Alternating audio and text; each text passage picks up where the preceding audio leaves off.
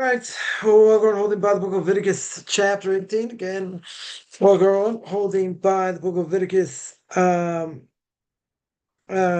18. We're in verse 2, and it's part, I think, 25. We'll see. Yeah, it's part 25. So the Torah says, verse 1, again, chapter 18, verse 1. Vadber Hashem Moshe Lemor. God spoke to the Jewish people, saying, "Daber b'nei Yisrael, v'mart aleim, ani Hashem Elokeich." Torah says that you should speak until to the children of Israel. Say to them, "I'm the Eternal your God." So here, Rashi says, "I'm the one who spoke on Mount Sinai. I'm the word of God. Kingship you accepted. Now, therefore, accept my decree," said Rabbi Yehuda Nossi, Rabbi Judah the Prince, who organized the Mishnah. He says, it was manifest and known to him in the days of Ezra. They would definitely, or ultimately, revolt against restricting sexual relations. Therefore, he came to them with a decree, emphasized by the words, "I am the Lord your God." Understand well, who is that imposes this decree upon you, i.e. the judge, Elokechem, God, the name of God of judgment, whose function is to punish, but will certainly give reward also. So we spoke quite a bit about that, about what do you call it? About reward and punishment. And we were speaking the last number of weeks, the Or Chaim Kadosh, of blessed memory, one of the great commentaries more than 100 years ago. And we spoke last week about this idea of omens, about not relying, why it's forbidden to rely on omens, meaning if a person would say, if this, piece of bread falls out of my mouth, I won't get out of bed. It's a bad sign. Or you walk in front of a black cat, or under a ladder, or something. You give it power, which it really doesn't have. Right? That's what we're talking about. Omens. And we spoke quite a bit about that last week. Says Or Chaim Kadosh further. And he says interesting. He says, this introduction that I've given, right, over the last number of weeks that we've been speaking about this Or Chaim Kadosh, he says these are words of introduction, right? What I said up until now, he says words of introduction. They are pretty important. He says they are, they're special, they're important, very good. And he said I only wrote really the tip of the iceberg. I only wrote a little bit in order for a person to understand what it means to have Torah in your bosom, in your stomach, what it means to be filled with Torah, right? And how Torah affects us. He said, I only gave you what he calls over here, he calls the Roshei Prakim, right? Roshei Prakim are like, I gave you, an introduction. I didn't tell you everything. I told you a little bit, right? I told you a little bit what I was talking about, right? Only I give you a glimpse, right? That's what we'll say, Rosh Prakim. Like, I gave you a glimpse. I gave you a glimpse over here. Okay. So he says, what does it mean? That Torah's in your stomach. It's in your bosom. He says, because all food you eat, what's the strength? Where does it come from? Where does food in general come from? Where's the foundation? Foundation of it. So you say, what do you mean? Some grows in the ground, some grows on a tree. Some grows elsewhere. Very good. It doesn't say that. He says, where's the strength, the power of food? Where's its essence? Where does it come from? He says it grows from the holiness of Torah. The strength of Torah. The attachment to Torah is where it comes from. And he says, because of the blemish of Adam Rishon, of the first man, because he ate from the tree of knowledge, and there he mixed in good with bad, right? He took the evil inclination, put it inside of his body, which he understood, as we said many times. He understood, if I put evil in my body, and I do the right thing. I go according to Torah mitzvahs. What do? I elevate the body, I elevate the soul. Very good. If I do the wrong thing, I debase the body, I debase the soul. Comes along God himself, his greatest creation, and God tells him, you're a heretic. What do you mean? Even if God says, I agree, the premise you said is true, that if you do the right thing exponentially, you get reward, overcoming your evil inclination. If you do the wrong thing, you debase the body, right? And you debase the soul, right? You go against why I created the world. So God calls him a heretic, even though God agrees he's right. Adam's right. And the reason he's right is because the premise is true. You do the right thing, you go against your evil inclination, exponentially you get reward. You do the wrong thing, exponentially you get punished. Very good. So God agrees. Okay. Even if God agrees, why does God call him a heretic? Because he said, I didn't create the world for that. That's not what I wanted. I have to go through that. Right? God throws him out of the Garden of Eden. Right? Can't eat from the tree of, from the tree of life. Hey, right? Can't live forever. You have to get atonement. Atonement comes through death, not full atonement. Certainly partial atonement, but certainly not full atonement. Very good. You have to die, right? That's not why God created the world. He didn't want that. But okay, God had to go to plan B. God goes to plan B. Very good. So it says that when a person dies, the first person they're going to see Adam Rishon. They're going to see him, and they're going to say, because of you, I have to go through this process. We have to go through death, and he's going to nod and acknowledge that you're right. That's partial atonement for him. Nonetheless, says Orchai Makadosh over here, fact that man ate from the tree of knowledge, and he mixed in good and bad in everything, right? In everything, including food. So there's bad in food. There's negative things in food, because there's evil. Yeah, good and evil got mixed together. So since good and evil got mixed together, it's in everything. So even partially in food, they're bad things. Not talking about health-wise. Right? There are plenty of bad things in food. Health-wise. True. We're not talking about that. He's talking about in spiritual terms. Yeah. So he says, that's why God commanded Orlos ha'ilanos. What's Orlos ha'ilanos? It means you're not allowed to get benefit from the fruit the first 3 years. In other words, you plant a tree, a fruit-bearing tree. Let's say it would give fruit for the first year, you can't get benefit from it. You have to throw them out. Second year, same thing. Only after the third year. Yeah. Why? That's what Torah says. Right? Torah says you can't get benefit from fruits after the third year. Until after the third year. Very good. Because that we see, there's good and evil together. And that we see by wheat. You got the chaff. Chaff is bad for the wheat, to chuck it out. Right? You have straw that gets into bran. It gets into other things. So what do you do with the straw? You can't eat it. No one's going to eat it, right? Certainly no human's going to eat it. So what do you do with the chaff and the bran? You get rid of it, right? It's not good for what you want to eat. You want to eat the wheat. Very good. So I got to take the bad things from the wheat. I got to chuck it, right? I got to get rid of it. So you see, there are good parts to it. There are bad parts to it. If Adam and Eve would have done what they should have done, there would be no bad. Yeah. There'd be nothing bad in the world when it comes to food. Nothing. But now you have a mixture.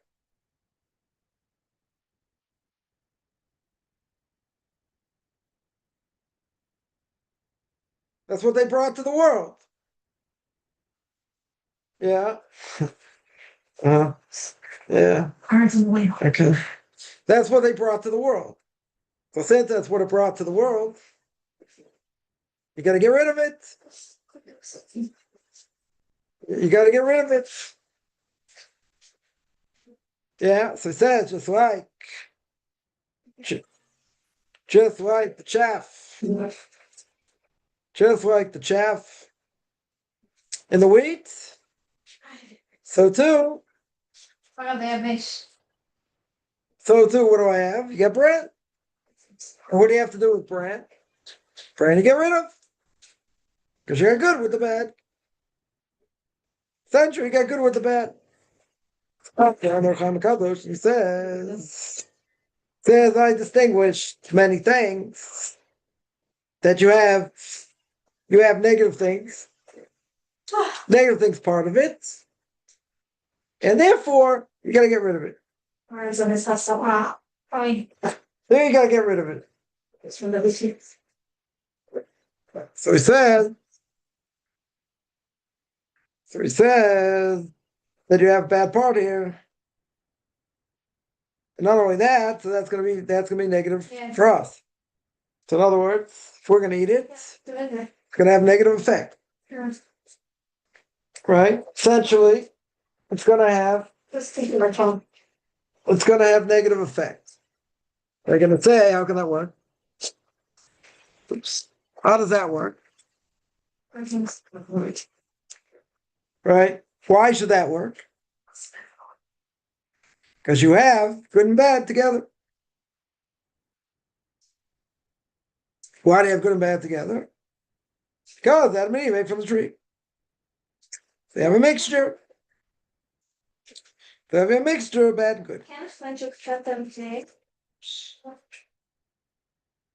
And that God commanded. Don't eat from any trees, bear fruits, until after the third year. Because you got a mixture. Just like in all foods, you can have a mixture, good and bad. Right? What's the example he gives? He gives wheat. Wheat's one example. Brand's another example. Right? Brand is straw. Wheat is chaff. Whatever it is, you get rid of it. Why do you get rid of it? It's bad. Right? It's always going to be bad. So he says, that's why God distinguished us from many things. And you have this part that's bad. He says you got to get rid of. You got to get rid of. And that's going to have an effect. It's going to have an effect. Negative effect on us. So I can say it's unfair. Person could argue, what's the problem? Yeah. What's the problem over here? I'm doing anything wrong. I eat from it. Why should it affect me? Why should it affect me in a negative way? Because it does. And that's for all time until the Messiah comes. And so evil inclination gets destroyed. Yeah, very good. Evil inclination gets destroyed. Yeah, but up until that point, what does the Torah say at the beginning? The Torah says what's going to happen straight away is after they eat from the tree, that man has to work the land. There are going to be all kinds of bad things in the land. Right? You're going to have weeds and all kinds of other things. It's not going to go the way it should. Why? Because this is exactly what happened. So, had man not eaten from the tree, right, we do understand that all food gets nourishment where from Torah. That's where it's established. Even though that is the case, you get a mixture. And that mixture is forever, right? Or I shouldn't say forever, at least till the Messiah comes, because once the Messiah comes, then there's no evil. Right? Then the evil inclination gets destroyed. Okay. Yeah, even with that, he says God gave a direct command. And that the direct command is you don't eat from fruit-bearing trees till after 3 years. Now, someone could say, even if you have a new sapling, yeah, you have a new sapling, who said you're going to get fruit the first year, right? Most likely you won't get fruit, until later. But you have some that get fruit straight away. So therefore, it's all about tashkas, not considered like, you're destroying food and you're wasting food. Right? Yeah, 100%. So it's not, it's not an issue. Right? It wouldn't be an issue. Nonetheless, what happens? Nonetheless, still going to get rid of it. Right? In other words, if you would have a fruit-bearing tree that would bear fruit straight away, first year, destroy it. Second year, destroy it. Only after the third year, you're allowed to get benefit from it. Why? Because that's what the Torah says, but he's telling you why. He's giving you one reason why. And the reason is to distinguish that there are foods that come in. There are foods that you have foods that have negative things. Part of it. Right? As we said, by wheat, by bread. Right? I'm sure the other things he will use as those. Those as an example. And that you're gonna get rid of. Right? Because it has partial bad in it. God doesn't create anything bad. There's nothing bad in the world, per se. Nothing bad comes out of heaven, the Chofetz Chaim says. But at the same time, we may look at it as bad. Okay. The way we look at it doesn't really matter. Yeah, the point is nothing bad comes from there. But what do I have? We have things. You have things that are going to be negative here. Right? You're going to have parts of wheat. You're going to have parts of bread that you're going to chuck. Right? You have to get rid of. Right? It's negative, has a negative effect. That's what he says. He says that has the power to have a part of it which is bad, right? And that affects the chosen soul, i.e., it's going to affect the Jewish people, right? This thing doesn't apply to non-Jews. Right now, people could say, well, if a non-Jew decides, whatever mitzvah they want to keep, they should get married for. Okay, within reason. Within reason. But this wouldn't apply to them. Right? This for sure wouldn't apply to them. Because it doesn't affect them. It doesn't affect them the same way. But if you look at it logically, right? Why is this not one of the Noahide laws? Because Noahide law means it's universal. Means it's universal according to everybody, right? According to Torah. But universal. If you would ask anybody, Jew or non-Jew, secular Jew, non-Jew, whatever it is, and you say, by the way, you plant this tree, even if it bears fruit within the first 2 years, you can't use it. You got to throw it out. They're going to think you're a wacko. Yeah, they're going to think you're an absolute wacko. Yeah. And like a lot of the laws, they'll think it doesn't make sense. It's not realistic. Why should I keep it? Right? It's not universal.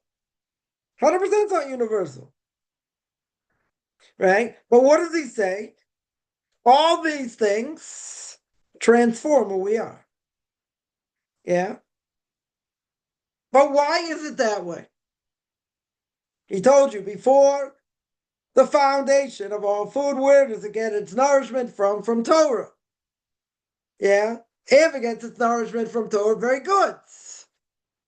But now what happened? After creation come Adam and Eve. And Adam and Eve eat from the tree. So what does eating from the tree do? Eating puts evil into the tree. Very good. Into food. Again, it has nothing to do with whether it's healthy or not. Yeah, there are unhealthy spiritual things that go into food. Okay, so if you got the nourishment from Torah, now it's all mixed together. All right, this is what he's telling you. It's all mixed together. So therefore, what do I have? I have foods now that's tarnished in a certain way. Why is it tarnished? I'm talking about things that are permissible to eat. Why is it tarnished? Because it got part of evil in it. Now, a person could ask, but I'm making a blessing on it. A Jew's going to make a blessing on it. Very good. So a Jew will make a blessing. He'll say God's name. Right? He'll say God's source of all blessing. Right? The Lord our God, i.e., the God of compassion, the God of judgments, and whatever the blessing is. Pray for eight if he ate a apple, peach, pear, plum. Pray for Adam if he ate a banana or watermelon. Right? Let's say. So you'll tell me he's sanctifying the food. Very good. Sanctifying it. So who cares if there's evil in it? Who cares if there's a mixture? What do I care? You're making a blessing. You're offsetting that. Oh. Very good. Yeah. So if you make the blessing, says Or Chaim Kadosh further, he says when a person eats something that's permissible, it's as if you're getting benefit from the spiritual light. From a spiritual light, that's the light of what is the light of Torah. But what happens? How do you use that spiritual light in this world? So it comes in a physical form somehow, right? It's in some sort of physical form that gives the land the power to give birth to fruits, to bread, to other things. So therefore, I get the benefits of Torah. Torah is making it strong, right? The light of Torah, so to speak, very good, and somehow in a physical form. How it manifests itself in a physical form, very good, right? Very good question. Nonetheless, what does it do? What does it do? It gives power. It gives the ability for these things to exist, for this food to exist. And that's what it means. That's the statement King David says. All right, I think it was King David who said it. Let me just double check here. Yeah. King David says in Psalms chapter 40, verse 9, he says, do the will of your Lord your God. That's what I desire. And your Torah should be within your stomach, within your bosom, within your stomach. That's what it's been commenting on. Right? He says, Orchai Makadosh over here. That's what it says. Your Torah should be within my stomach, King David says, or my bosom. Yeah, that your own desire, your only desire, should be to do God's will. That should be your desire. That should be your only desire. That you shouldn't have any evil inside of you, and it shouldn't affect your soul. Yeah, this is easier said than done.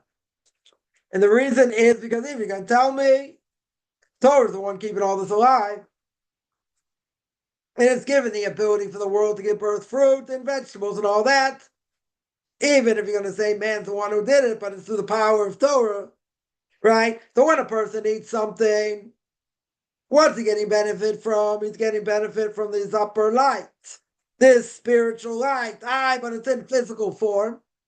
How is it in physical form? Good question. But it's in physical form. It's a fundamental thing that comes from God himself. That God himself, is making sure it's going to be, enough apples, pears, plums, pomegranates, whatever, that a person is going to consume. And a person is getting benefit from that. But there's one problem. Even though it's getting benefit from that, what did King David say? King David himself said that he wants the Torah within his stomach. Very good. But there's the problem. What's the problem? What's the obvious problem we just said? There's a mixture, good and bad, in the food. What do you mean? If it all gets developed and the fundamental thing comes from God himself, from the light of God, whatever that means, and God's putting it into the world, how can it be bad?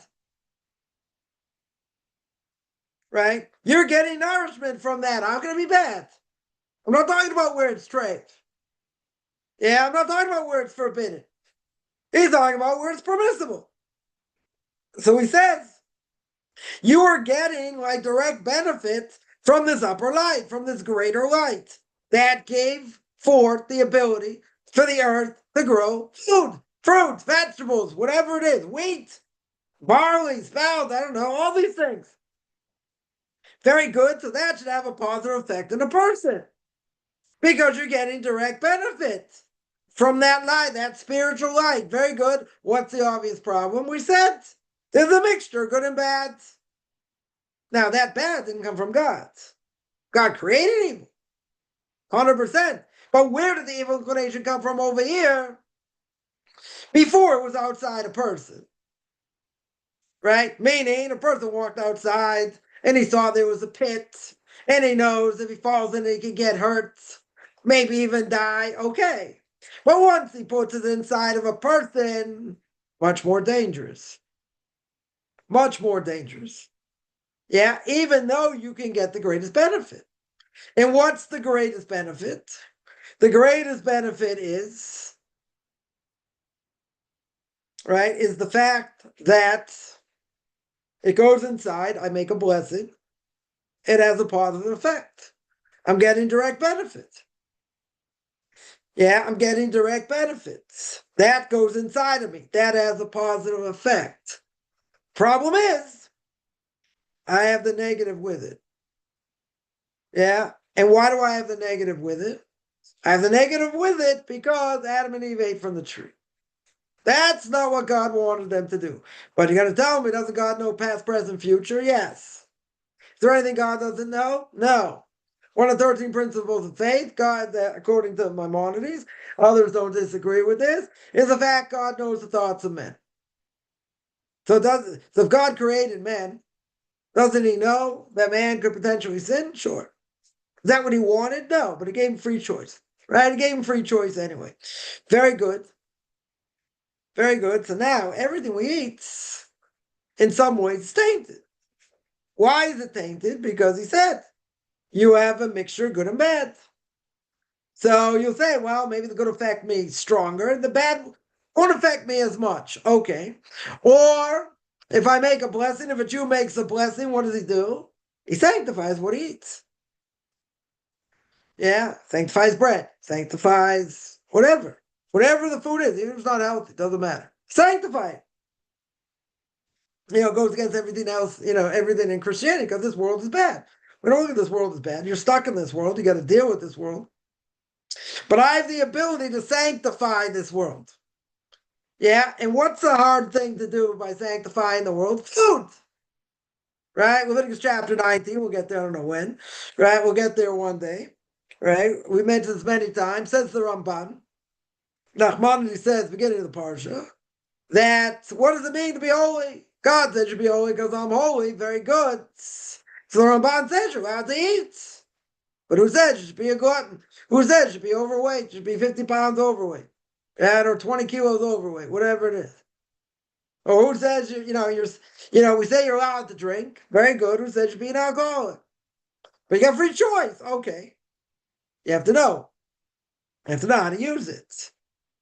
Yeah. No one says you can't eat. No one says you can't drink.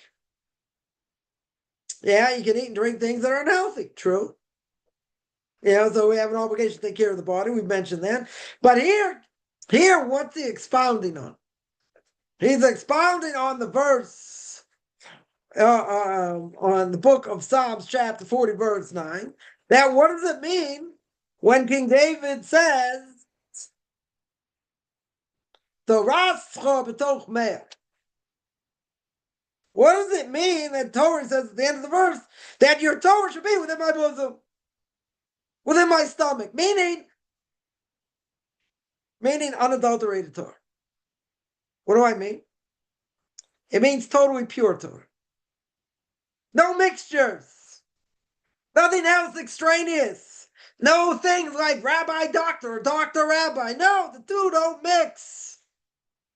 This rabbi is a doctor. Two different things. Two different things. But there's a problem.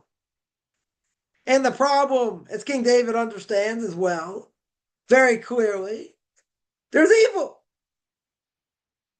The world changed when Adam and Eve ate from the tree. Now, King David, we can't even understand who he was and how great he was. But he says, all I want is pure Torah. I don't want this mixture. I want pure Torah. So when you eat, says Orchai Makadosh, when you eat, you're getting benefit from pure Torah, from God himself. You're getting that benefit. Doesn't matter what you eat. Chocolate, ice cream, an apple, a banana, pea, whatever. You're getting benefit from that direct light. But that fundamentally keeps everything going. Yeah, that's where the strength, the foundation of all food comes from. Very good. But no, there's part bad in it. Because Adam and Eve ate. But I would think that if a Jew makes a blessing, forget about Kabbalistic intention, if a Jew makes a blessing, what does he do? He can take that evil, sanctify it. He can take the good part of it and sanctify it. Why can't he sanctify the whole thing? He should have that ability. because we're made up of body and soul. I can take something physical, sanctify it. How do I do it? I make a blessing. I sanctify it. Okay, why am I eating it? Because I'm hungry. I want to satisfy my sweet tooth. I'm hungry, whatever it is. Very good. But isn't that a hard thing to do? The holiday of Purim. You read the Book of Esther, and how did Haman finally get knocked off? She invited him to a party, right? Or to a party, depends, where you're from here, right? My Boston accent come out a little bit. Invited to a party, came to a party, yeah? So since his downfall came through that, so we have a big festive party. Big mitzvah to have a festive party, big mitzvah to wash your hands for bread, right? And all that, there's a lot of levity that goes on. But again, the person's got to be focused. You got to be focused. It's a mitzvah to drink. It's a mitzvah definitely to get drunk. Getting drunk here can mean just drink a little bit more than you normally do, right? Which for most people probably not going to be that much. Yeah? But you want to know the difference between, Baruch, Mordechai, and Arahama. Now, you can do that when you sleep also. So some people do that. They'll sleep and then you won't know the difference. But it's the only time we have any command to drink. I mean, like to get plastered, really to drink. Yeah? So whatever, that needs, explanation, but measure for measure. Haman fell at this party, so we're going to reenact it, so to speak. And we're going to sanctify it. Now, many say that Purim has the same power as Yom Kippur. Yom Kippur, totally opposite day, right? But what does Yom Kippurim mean? We're going to break it down. Yom, a day, Kippurim, like Purim. What's the connection? A little more than a month and change. Almost a month and a half, let's say. We're going to come to Yom Kippur. What do we do on Yom Kippur? Besides bow on the ground at least more than 5 times. Yeah, we bow on the ground. We beat our chests. Say we're sorry. We've done things wrong. We go through confession. Vidui. You go to someone's Purim meal. You don't see anything like that. You don't see anything like that. So what's the connection? There are 2 polar opposites. On one day, I feel like a piece of dirt. I'm not eating, not drinking. Yeah, you're in synagogue most of the day, absolutely feeling like a piece of dirt. That's the nature of the day. Purim is an absolute crazy day. It's a crazy day. Now, what are my obligations on Purim? I drink a little bit more than I normally do, but it's a day of feasting. Yeah, it doesn't mean like, eating until you can't move and you're totally stopped, but it's a day of feasting. All kinds of things. Probably, kids are on probably sugar high for like 3 days afterwards. Yeah? Doesn't matter. Right? It's a day of feasting. So how does that compare to Yom Kippur? What in the world is the comparison? Because on Yom Kippur, we understand fighting for my life. I got to apologize, right? Rosh Hashanah is the day of judgment. Got a big court case. Yeah, hopefully we go through the judgment, okay. Then I have to go through atonement. Then I have to be given atonement. And you have to know what it means to gain atonement. Right? To properly repent. The difference between you and God. You got to say you're never going to do it again. You got to work hard to do it. You got to try and figure out what triggers it. And then you go through Yom Kippur. Now, for most things, Yom Kippur will atone. But you see, there's a caveat here. The Gemara asks the question. A mind-boggling question. And the question is, what if you don't believe in the power of Yom Kippur? What if a person goes to synagogue because the spark of a Jew inside them says I should go to synagogue on Yom Kippur, or I should go on Rosh Hashanah. But you don't believe in the power of Yom Kippur. You barely believe in God. Does the power of Yom Kippur itself atone or not? Difference of opinion. Thank you very much. Yeah? But what do we hold, practically speaking? If you don't believe in the power of Yom Kippur, you can go through 50, 70 Yom Kippurs, bang your chest and all that. But if you don't believe in the power that Yom Kippur has to atone, ain't worth diddly. Right? Not worth anything. You didn't do anything. It's very good. You showed up in synagogue. Okay. But if you don't believe in the power of what you're doing there in the first place, why should it help? Why in the world should it help? You got to believe it can atone. Obviously, you have to go through the proper channels of repentance. Sometimes you do it better, sometimes worse. Doesn't matter. Again, between man and man. Man and God. Between man and man is a different issue. That's going to ask a person for forgiveness. No matter how many Yom Kippurs you go through, even if you do it right, and you have the right intention, you wrong somebody. You got to ask them for forgiveness. And people may ask you for forgiveness. Okay. We're talking about between man and God. So if you know you've done things wrong, let's say, right? We've all done things wrong. So if that's true, wouldn't you think? I think it would be obvious. But wouldn't you think I need to believe in the power that God has to atone on that day? That's what I would think. If you're there for any other reason, you don't get credit, right? Survey says, you don't get credits. It's not, oh, this is what's in my heart. Who cares what's in your heart? Does it work?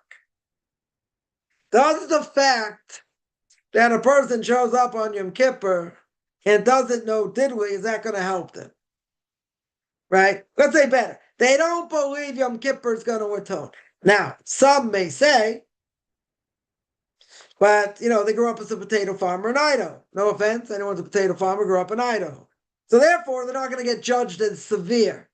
Judgment won't be as severe. Why not? They don't know what they're doing. As if they were out kidnapped by non-Jews. So they don't know. They were never educated. Okay. Yeah, there is what to be said for that. Not everything, we're gonna throw out and give them a free pass. Yeah, there is what to be said for that. And what's the reason? They don't know. So how can you say that they're going to be severely punished if they don't know? Now, you may tell me, even if they don't know the severity of their actions, okay. Most Jews who go to synagogue on Yom Kippur, no matter how diluted it is, no matter how bad the service is, what are they going to speak about? Atonement. They know it's not a day you're there singing and dancing, in general. Now, they may not know different levels of atonement, what you're supposed to do, but they know Yom Kippur is the Day of Atonement. Now, if you'd ask most secular Jews, right, what does atonement mean? It'd be kind of interesting to hear what they're going to say. They have a first grade education. What does atonement mean? That means, if you want to break the words down, right, what does it mean? Someone is getting forgiven. What are they getting forgiven for? What do you need to atone for? Sin. That'd be obvious, I would think. But you're there for atonement. Somebody's granting atonement. Whether it's a person, on an individual basis, or a higher being. But any synagogue should say at least, at the very least, it's atonement for sin. That's what it is. Now again, you ask most people, I don't know if they know what they're doing there. Even at a basic level. At a very basic level. But if you ask them how it works and what you're supposed to do, they won't know. That for sure they won't know. They won't know the difference between a sin between man and man and God. Or they won't care. Doesn't matter. They won't know.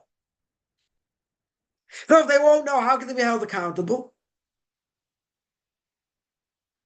Right? They grew up as a potato farmer in Idaho. How are they going to know? They're never going to know. Now, for a secular Jew that's gone to synagogue a number of years on Yom Kippur, or even on Rosh Hashanah, right? People say about Rosh Hashanah, it's a new year. Very good. What do you do on Rosh Hashanah? You hear the shofar. Very good. Yeah, you hear the shofar. What does the shofar represent? What does it correspond to? They can't tell you. They won't know. What does the day of Rosh Hashanah mean? Simple level. Now, most people would say it's a new year. Okay. Anything else? Anything else ring a bell? Well, what should ring a bell, if you read any of the liturgy, no matter how watered down it is, there should be something there about judgment. I mean, if you have a proper prayer book, a machzor, that's pretty clear, right? No one's going to disagree. That's the theme of the day. That's the theme of the day. But most people don't even know that. They don't know how it works. Okay, so I'll cut them some slack. They don't know how it works. Okay. But what does the day do?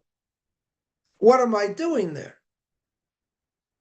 We say in Musaf, in the additional services, we blow the shofar as well during that time. But there's a famous prayer that we say. It's called Unasana Soikev. What's the Unasana Soikev? Who by fire, who by water? Yeah, who's going to starve? Who's going to drown? Who's going to be rich? Who's going to be poor? But there are three things we scream out that have the ability to overturn a bad decree. Tshuva, repentance, tefillah, prayer, and what else? Tzedakah, charity. So a person can get a bad decree. But these three things can help override it. Will it? Can't say. Now that's for God to decide. Yeah. But at the end of the day, that's the power. But don't we know? You look around. You look around from last year. People not here. Where are they? Dead. Some by fire. Some by water. Yeah. We say it. So I don't know. And if all quote-unquote Reform conservative synagogue, they even say it. I don't know if they say part of it. I don't know how diluted it is. Doesn't matter. Right? It doesn't really matter. Don't they know? At a base level? I think some people do. Right? I think some people do understand a little bit. A little bit. But if a person's there out of guilt, they're there because their soul drags them to synagogue. Maybe they can't drag their kids to synagogue. They drag themselves to synagogue. Now, if I were playing God, which is a good thing I'm not, I put on my funny George Burns glasses and my funny mustache, what would I say? Two ways to look at the situation. Someone comes to synagogue, they probably drive, probably do other things wrong. Okay. God can say one or two things. He can say, this is the way you serve me. You don't even know what the holiday's about. You drive, you do other things. Why should I give you another year of life? For what? What are you going to do with it? How are you going to use it? You can still eat trade, still go to ball games, still watch movies, still do other things. That's how you're going to serve me? Why should I give you life? On the other hand, God can have mercy. And God can say, you're right. He can tell the angels, listen, you're right. These people, they're not going anywhere. Spiritually speaking, they're probably not going anywhere. But at least they show up. Even if they went to a bad synagogue, right? It's my more optimistic side. Yeah? Even if they go to a bad synagogue, which they were spit in my opinion. Yeah? They show up for a couple hours, let's say. Can't God have mercy and say, well, look at that. They could have been at a ball game. They could have been at work. They could have been doing other things. But they took out time to come to synagogue. But again, you could break it down and say, what are they doing in synagogue? Are they getting close to the AC? Are they bowing down to the air conditioner if it's warm? Like someone told me, more money, go to certain synagogues, you have to have a ticket to get in, right? Pay a certain amount. Someone says the more money you pay, the closer you get to the AC, to the air conditioner. So I said, why don't you just take a portable one and bow down to it? They're like, that's very cynical. I said, you just told me the closer you get, the more you pay. So you're not there to pray, you're there for AC. So just get a portable. Cheaper. Probably cheaper.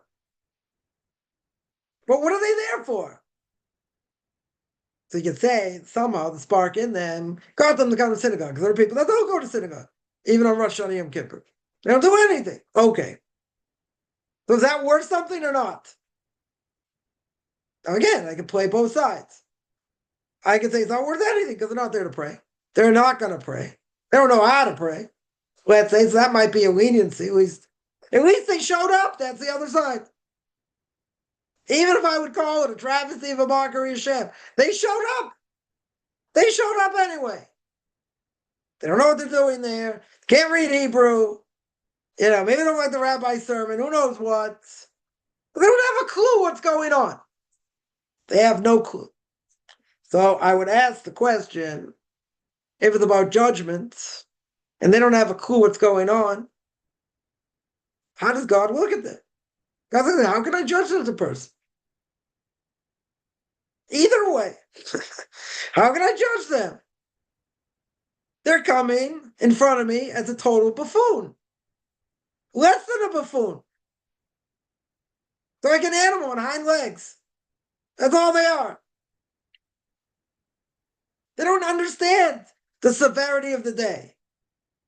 They don't understand what's going on. Okay. Well, what if they say, I don't believe in judgment, but I'm here anyway because I'm a Jew? That's the question on the floor. They don't believe in judgment.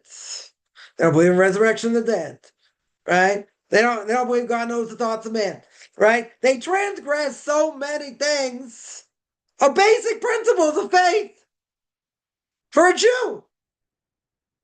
For a non-Jew, you don't have to believe in them. It's good if they do. They don't have to. For a Jew, it's absolutely crucial. And if you don't believe in them, you're out. Unless you repent. Unless you repent probably. Oh, you don't think God knows the thoughts of man? You're out. You don't think there's resurrection of the dead to come in the Messiah? Not that you have doubts, you're not sure, whatever. You say, no, totally, don't believe in it, this and that. You're out. Unless you repent. These are very severe. But you're going to say it's not their fault, they were never educated. Okay, so maybe we take that into account. Up to a point. But do we say the same thing? The sin get atoned for if you don't believe in the atonement process. Why should that work? Right? I'll ask a different question.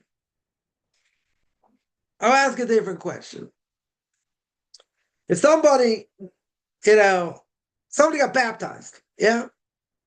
Pour water on you, all it means is you got wet. What if you're yelling and screaming, someone's doing it to you, and they say, welcome, you're now a proud member of the Christian faith, and you spit at them. You said, I never had intention. I believe this thing's a bunch of malarkey. It doesn't make any sense. You're all going to fry anyway. This is idolatry. Is he a Christian? Is he really a Christian? He threw the book at them. He told them, JC's nothing. Grind him into dust if he was right in front of me. He poured water on him. You poured water on the person. They had intention to make you a full-bred Christian. You're thinking you're out of your cotton picking head. That doesn't do anything for me. I'm not a changed person. Yeah? So that negative intention probably helps them. Meaning, if I don't believe in JC, it doesn't work. You can dunk him in a river, leave him there for a long time. Put him in, put him out. Put him in, put him out. You believe? No. Put him back in. Take him out. Put him in. Yeah? But you got to believe in him. You got to do something basic. Just putting water on you doesn't mean anything. Yeah, it won't mean anything. You got to believe in something. Okay. I think point made. Yeah, so why should Yom Kippur help? You don't believe in the power of Yom Kippur. You don't believe it atones. Yeah, you don't believe it atones. So one side of the argument is you don't believe it atones, you're out. Doesn't work. And practically speaking, that's what we hold. The only issue is this person who grew up as a potato farmer in Idaho. Yeah, know nothing from nothing. So he says, I don't believe in this. Well, why doesn't he believe in it? He'll say you've been brainwashed, thank God, and you can't think for yourself, and you have to, ask your rabbi every little question and this and that, right? They'll say all kinds of, negative and nasty things. Okay, but where's it coming from? Where's it coming from? Ignorance, capital I. They're ignorant. They know nothing from nothing. I don't care how, what they say and how much they talk and this and that. They don't know anything. How do I know? Because they never learned. If they never learned, you can't expect them to know anything. And most people, even if they have a bar mitzvah, which sometimes more bar than mitzvah, yeah, even if they have a bar mitzvah, what happens? That's the end of the Jewish education, even if it's bad Jewish education. So I take a survey of people I know, grew up my generation.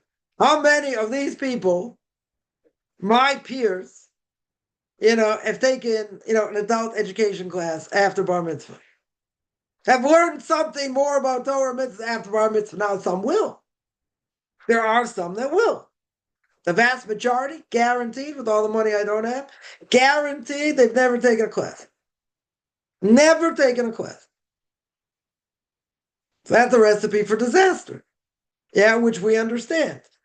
But again, can that be held against them? Because if they were given the information, proper information, and they decide, okay, this is not what I want, that's a different issue. At least now, let's say, they've been educated. If they choose to go off, it's their choice. Now, some will say that because of the power of the street today, the fact that someone can say, no, it's not for me, this and that, also means they don't know. Doesn't matter how much they've been educated. Some will say they don't know because it's all desire.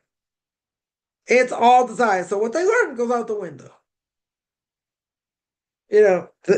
Other people would say no, if they've been educated properly. Doesn't matter if the desire takes them away. Well, they've been educated properly. Very good. So if they've been educated properly, how do we say, that's like they know nothing? Very hard to say. Very, very hard to say. Could be. And some would argue in the modern Orthodox community. Someone gets educated in the modern Orthodox school. There's a difference of opinion whether a modern Orthodox kid after 12 years of education and gone to yeshiva, let's say, does he have the status of a potato farmer in Idaho? They're going to say, what do you mean? He went to school. He went to yeshiva. He went to learn. Yeah, even though it's more modern. Okay. Some would argue they have the status like they don't know anything. Others would argue they were taught, they just chose not to listen. Yeah? No difference of opinion amongst them. What the case is. Now, yeah, some people come out of these schools, stronger, some weaker, right? Let's say. But, at the end of the day, you see, after 12 years, to go to yeshiva, let's say they come to Israel, right? They go to yeshiva. What do they know? Are they in a top level class when they come here? No. Right? Probably most Americans not because, they have to learn Hebrew first. So some are stronger, some are weaker, whatever it is.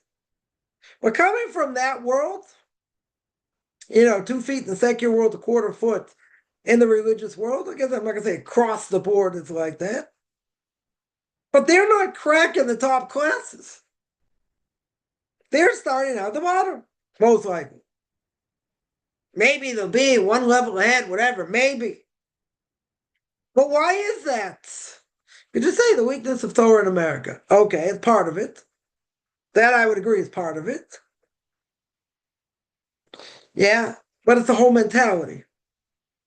It's a whole mentality. Now, coming across, some people have been through that system. Until I start for myself, I wouldn't believe such a thing. Wouldn't believe such a thing. In other words, things that they claim to know, they don't know well. Yeah, and certainly they'll say certain things that make no sense. Now, there's another question. If they're coming out skewed and cracked in different ways, with the rabbis teaching them. It could be they're teaching them properly, and they're just not listening. That could be, right? Kids are not cookie cutters. Kids learn at different speeds and different things, and if you're steeped in the secular world, it's kind of hard. Buckle down, and because the most important thing is learning Gemara, not necessarily learning secular things, right? That is the most important thing. So, but a lot of these kids are going to go to schools, going to go to university, and then they'll be totally messed up. Because someone told me an unbelievable statistic. I mean, you can't even make this up. Somebody's gone through a modern Orthodox school. They go to an Ivy League school. They go through a prestigious university. Let's say in America. They go through a good university. So the question is, how long does it take before they don't keep Shabbos? Take a year, 2 years, right? There's a lot of peer pressure because all the parties are on Shabbos, right? All the fun things are on Shabbos because you're busy during the week studying, supposedly. Yeah, to get all the parties on Shabbos, very good. But if you're already part of the secular world, the good part of the secular world, peer pressure is going to be very strong, very, very strong. You're gonna, stay home by yourself. Make Shabbos yourself, or you go to Hillel, or whatever. But what are you gonna do afterwards? Even if you do that, what are you gonna do afterwards?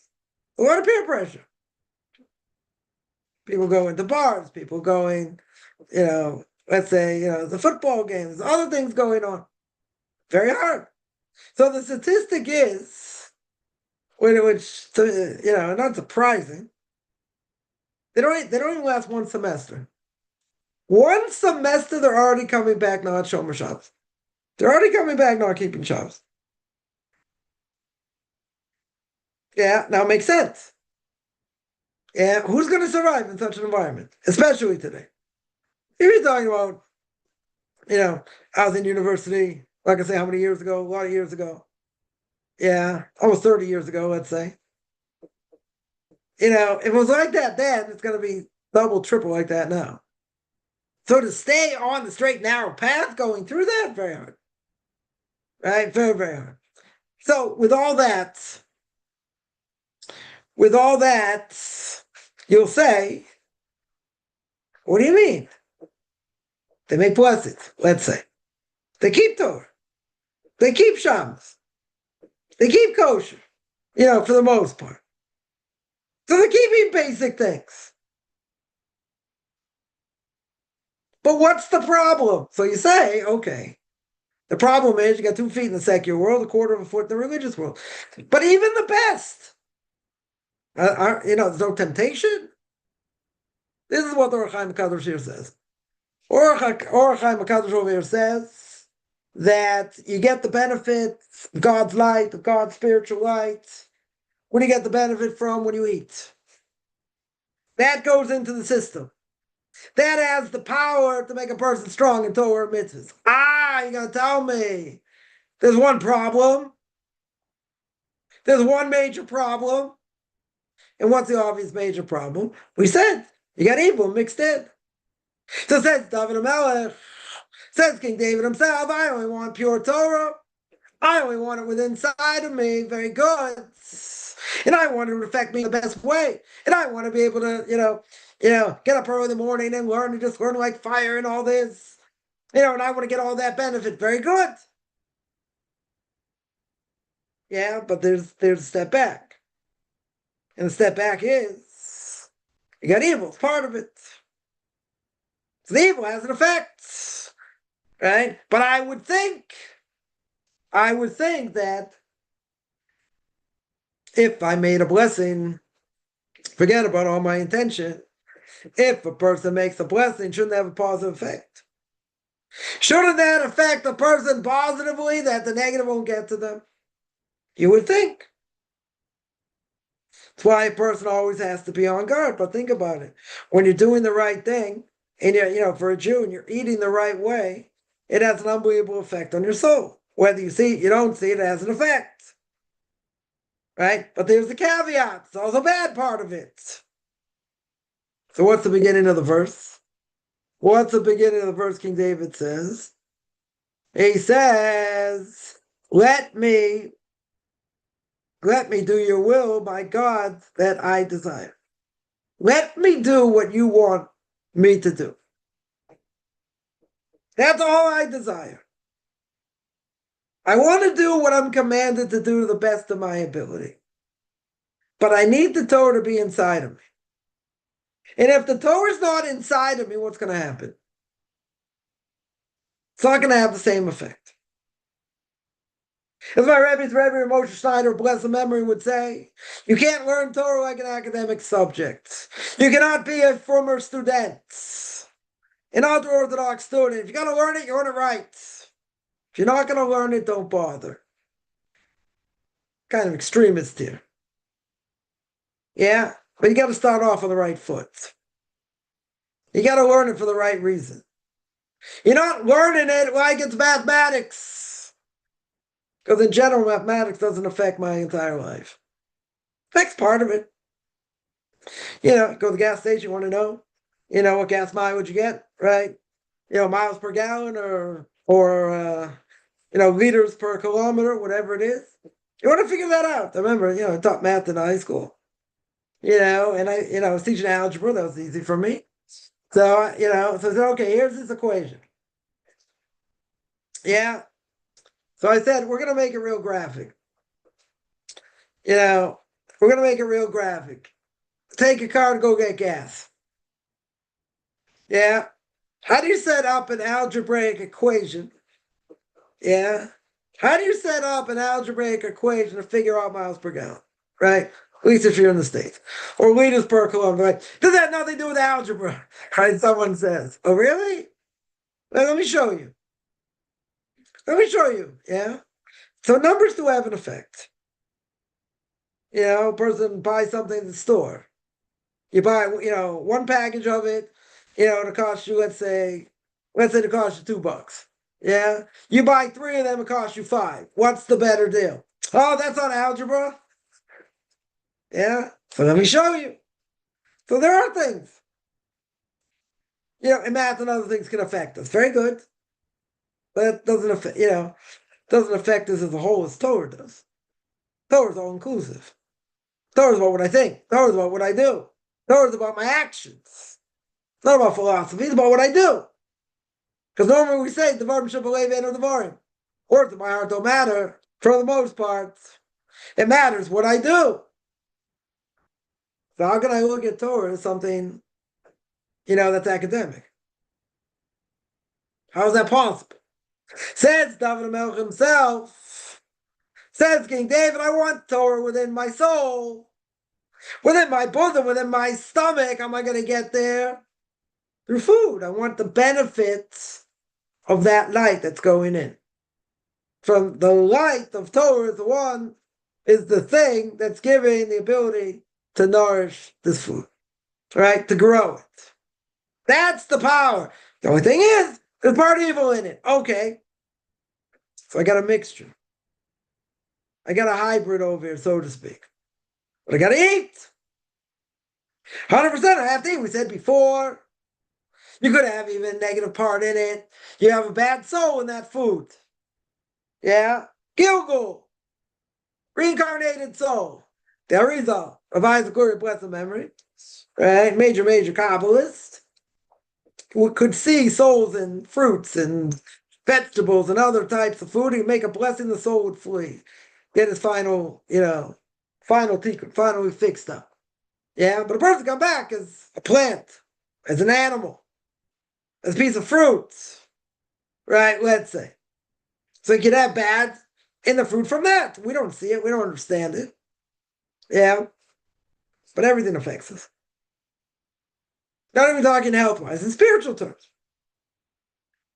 It affects us. So what do we want? We want to be like King David. What does King David say? I want to put it inside of me. When I want to put it inside of me, I want to use it for the right thing. I want the total spiritual nourishment, and push away the evil. We can't totally push away the evil, because evil's in everything. The reason evil's in everything is because Adam and Eve ate from the tree. That's why evil's in everything. It's the only reason. Otherwise, it'll all be good. You get that nourishment, make you stronger spiritually.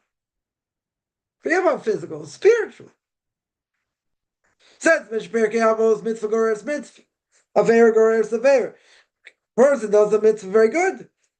It'll continue. Person will continue to do more mitzvahs. Contagious. You do the wrong thing, continue to do the wrong thing. Yeah, so a person will say, well, isn't there anything in between? Shouldn't there be things in between? No. The reason is because the path I'm going on. The path I'm going on, either I'm going in the right way or I'm going the wrong way. That's the way it goes. Right? There's nothing in between. In other words, you want something in between? I haven't found it. Right? There's no cliff notes. There's no easy path. Definitely no easy path. Yeah, so what do? I got to do the best of my ability. Okay. So doing the best of my ability means I want to stay away from anything that may be bad. I want to stay away from anything that may affect me or affect anybody in a negative way.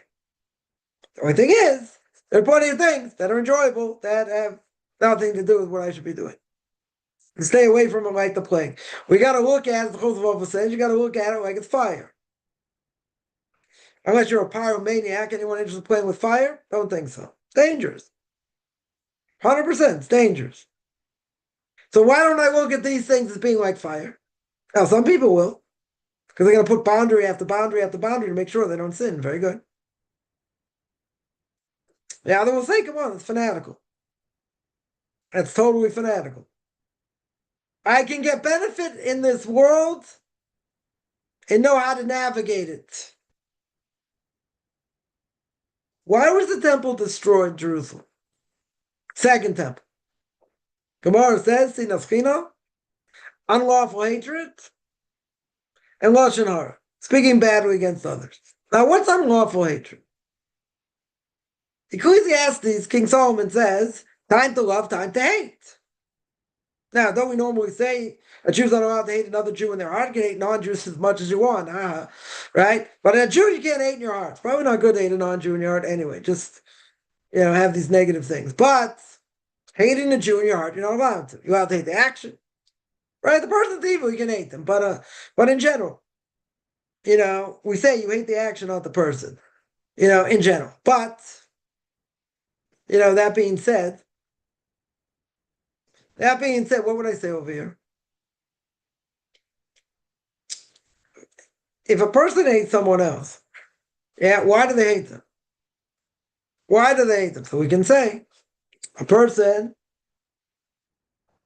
can be friendly with someone less religious than you, or not religious. Why? They'll say, I hang out with them, I'm not going to learn from their actions. And it's okay. Yeah, I'm not going to learn from them. They won't affect me. Probably not true, but let's say. So a secular person I can hang out with. Oh, what about a religious person? What's the difference between that and a religious person? So the religious person, what will the person say? They're fanatical. They're going, way off the deep end. I'm just as Jewish as them. Now, if their mother's Jewish, very good. Oh, they keep other things, these are stringent things, you don't have to do it. Yeah, let's say they're not. Let's say these are things you have to do because the rabbis tell you have to do it. Not a stringency. So what will they say? This person is, fanatical. That's sinaschino. Because they're going to say, I'm just as good, I'm just as valid, so to speak, and they'll hate the person for no reason except for the fact that they're more, quote unquote, they're more religious.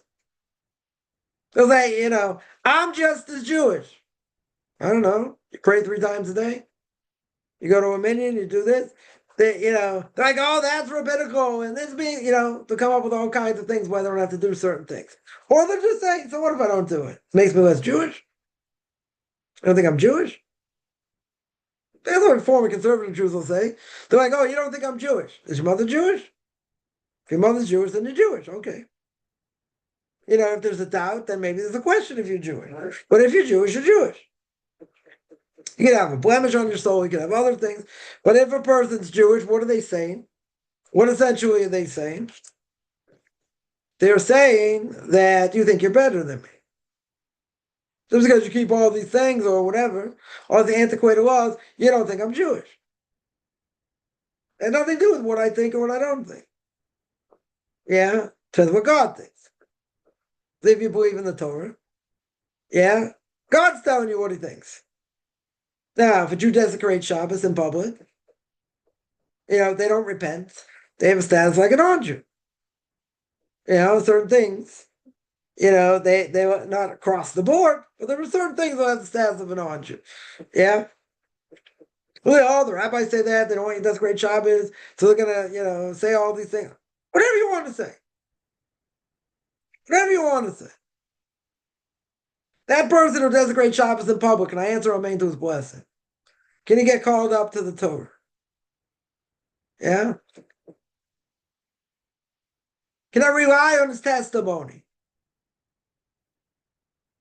These are serious questions. Right? So in some cases you would be allowed to, in some cases you wouldn't. Right? But again, they're going to say, oh, you just don't think I'm good enough, and there's certain things. They have a certain status. The Torah, as we always say, is not silly putty. I can't make it into what I want. Either you do what it says to the best of your ability, or you don't. Now again, does that mean we don't fail? Does it mean we don't have any inclination? No. Everyone makes mistakes. Okay, some more, some less, whatever it is. People make mistakes. Fine. Yeah, that's not the goal. That's not the ideal. But people want to be acknowledged. They don't want to think they're nobodies. They want to say, I'm also Jewish. That's what we call in the vernacular bageling, right? A person goes somewhere, Orthodox Jews go somewhere, and someone, comes up to them, they don't look very Jewish, and they start talking to them, reminiscing, they're showing they're also Jewish. That's what they call bageling. Yeah. I remember I was on a fundraising trip. I was in Chicago. I had to stop over, in Chicago, and all these, Israelis traveling all over. It's a whole group of Israelis there. Obviously, they see him dressed like an Orthodox Jew. Yeah. First thing someone asks, not even, hi, how are you? Yeah, you're talking more than 20 years ago, more 25 years ago, I'd say. Yeah. And first thing somebody says, why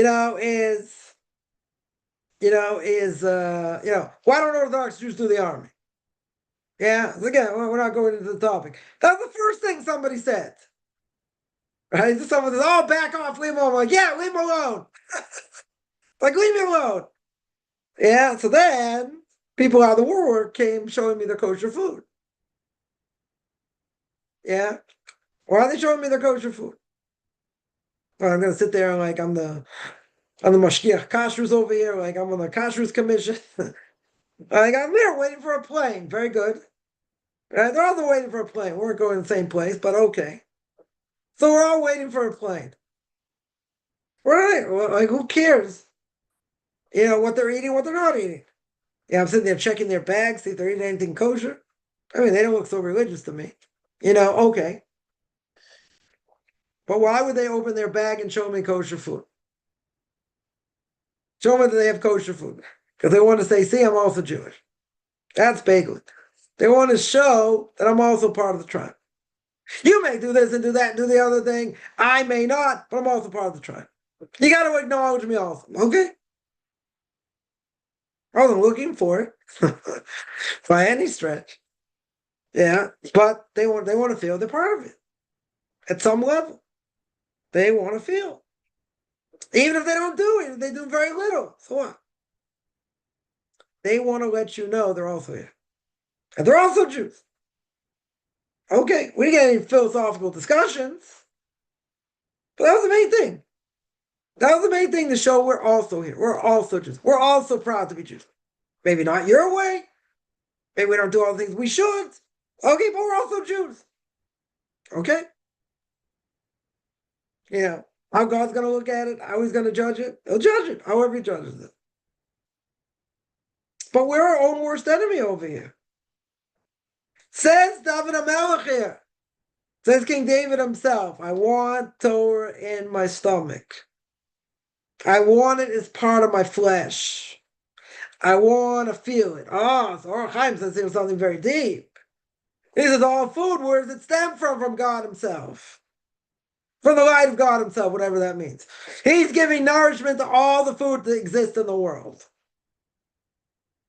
And that's going inside of you.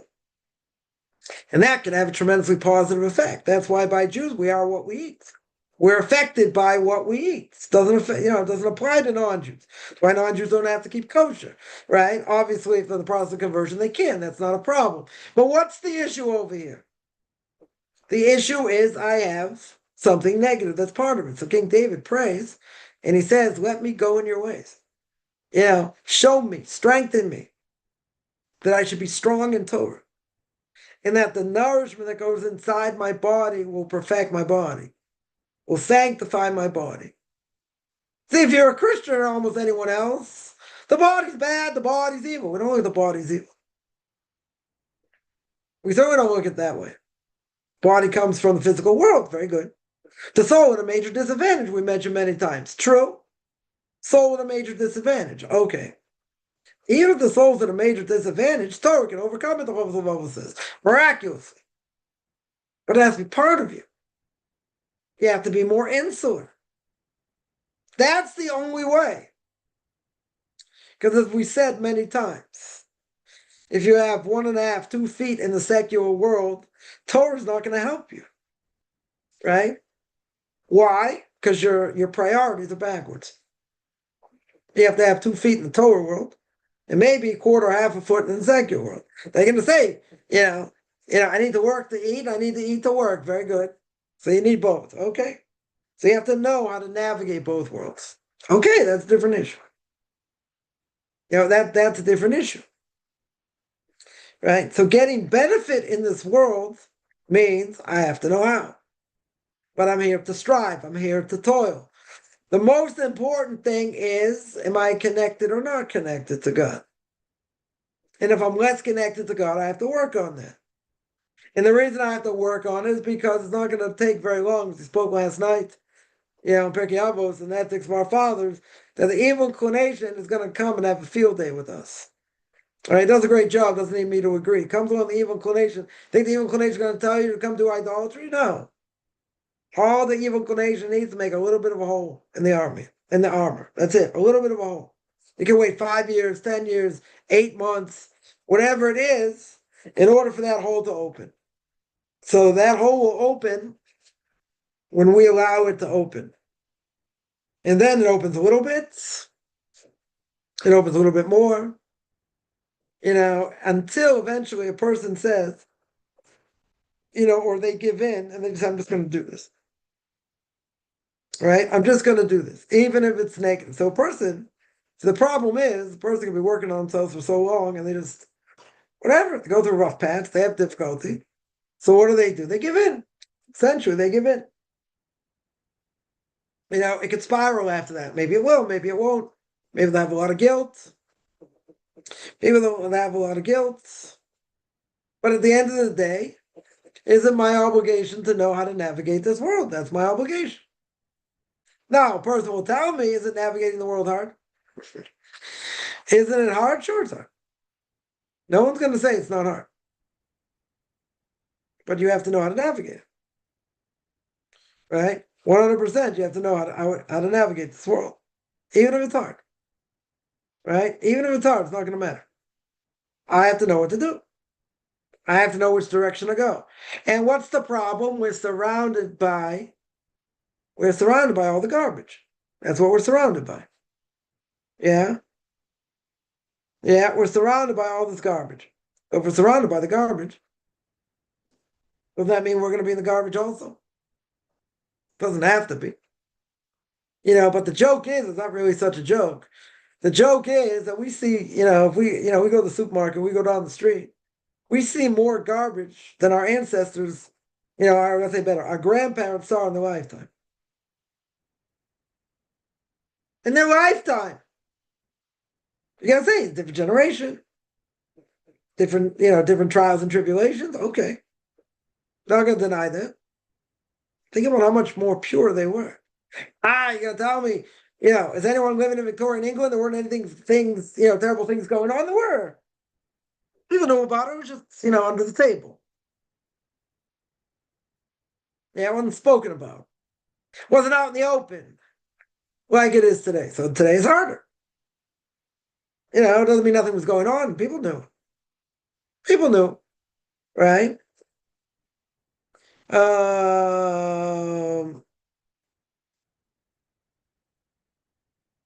Someone here mentions, let me take some questions here.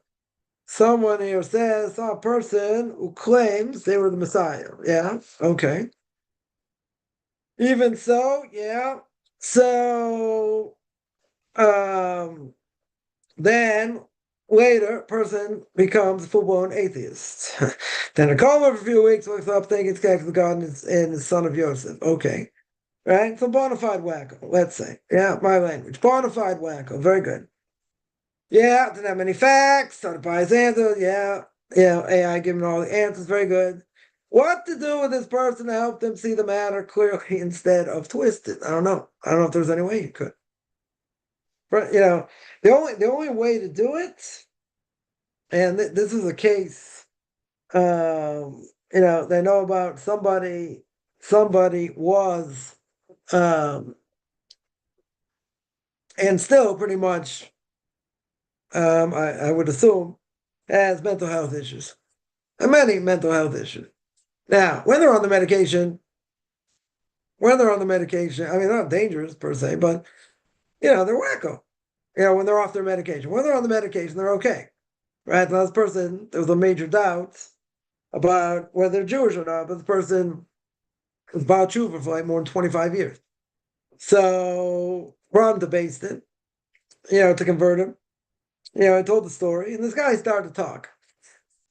This guy started to talk when he was off his medicine. So basically, the Beis Din understood this guy's a little bit wacky, right? Guy's a little bit wacky.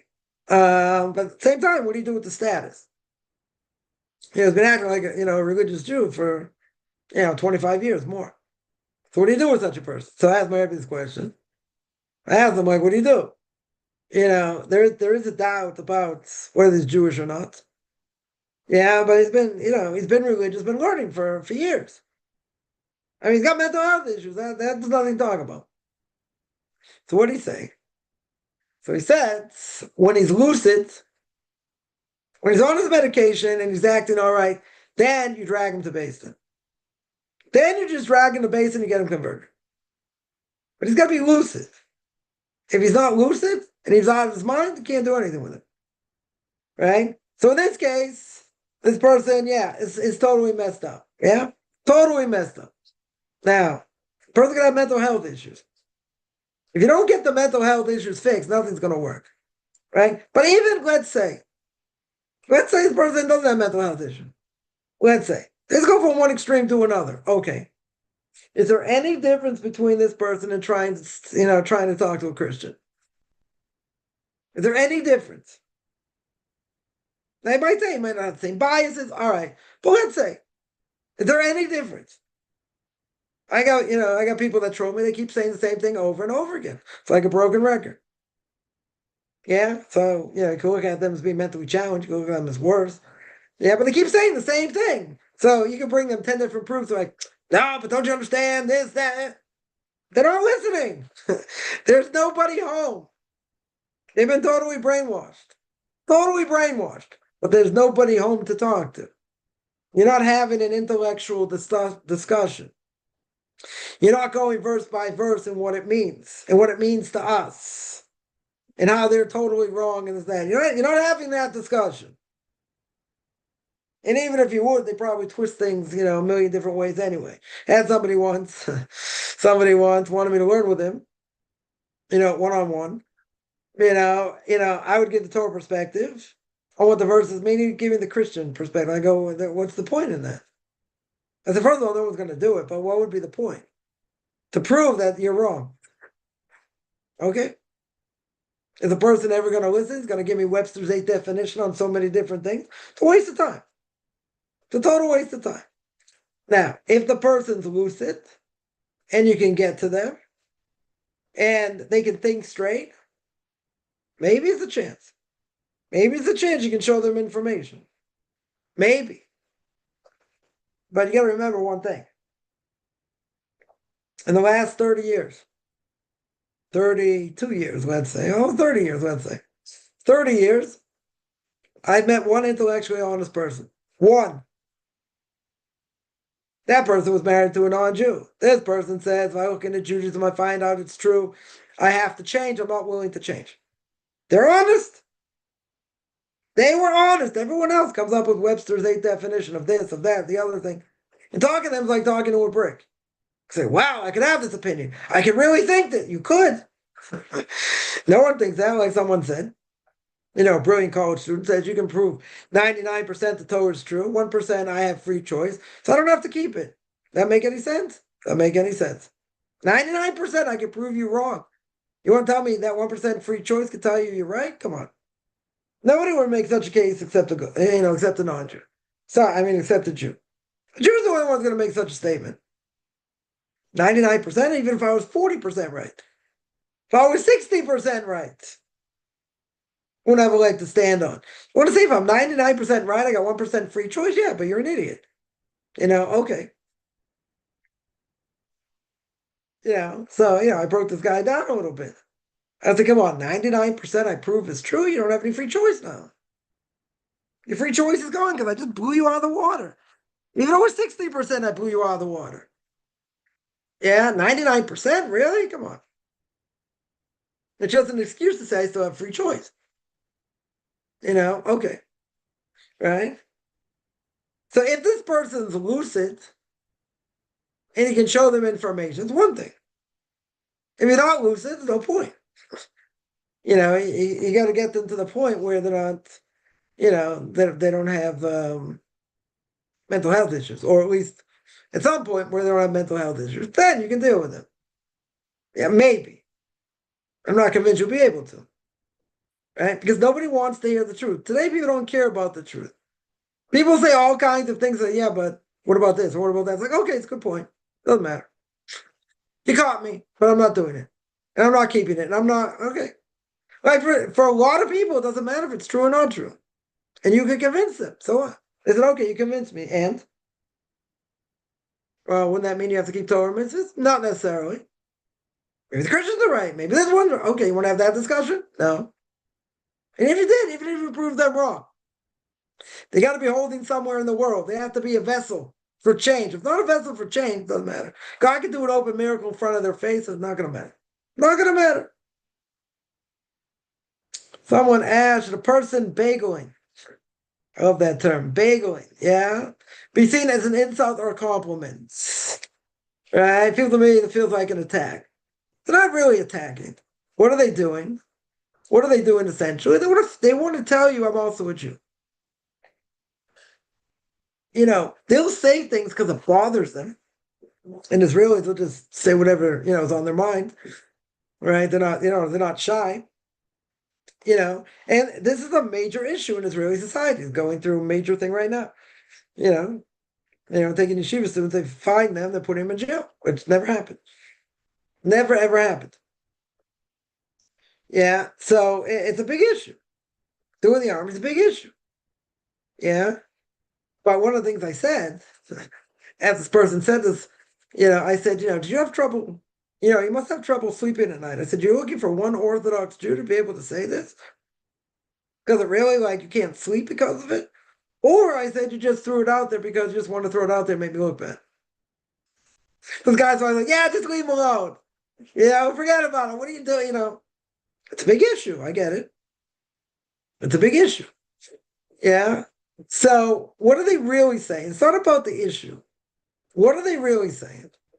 They're saying, I'm also a Jew. I want to be looked at as a Jew. Yeah, even if they don't dress the way, even if they don't keep very much, right? So I would say they can ignore you. They can totally ignore you. They see an Orthodox Jew, you know, sits it out, jacket and hats, in a white shirt, very good. They can totally ignore you. They can totally show that like they're not Jewish, they have no connection to this. Why would they come up and speak to you? Why would they want to speak to you?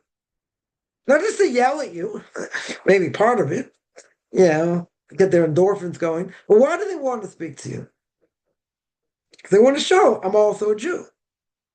Not that we should degrade them and say negative things, whatever. Just try and draw them close. Very good. You want to make a good impression. Okay. But why are they coming to you? They can totally ignore you. They can totally go about doing what they're doing. They see an Orthodox Jew in an airport or anywhere. They're going to come up to him? Why? Just to start up with him? No. Because they want to show, see, I'm also a Jew.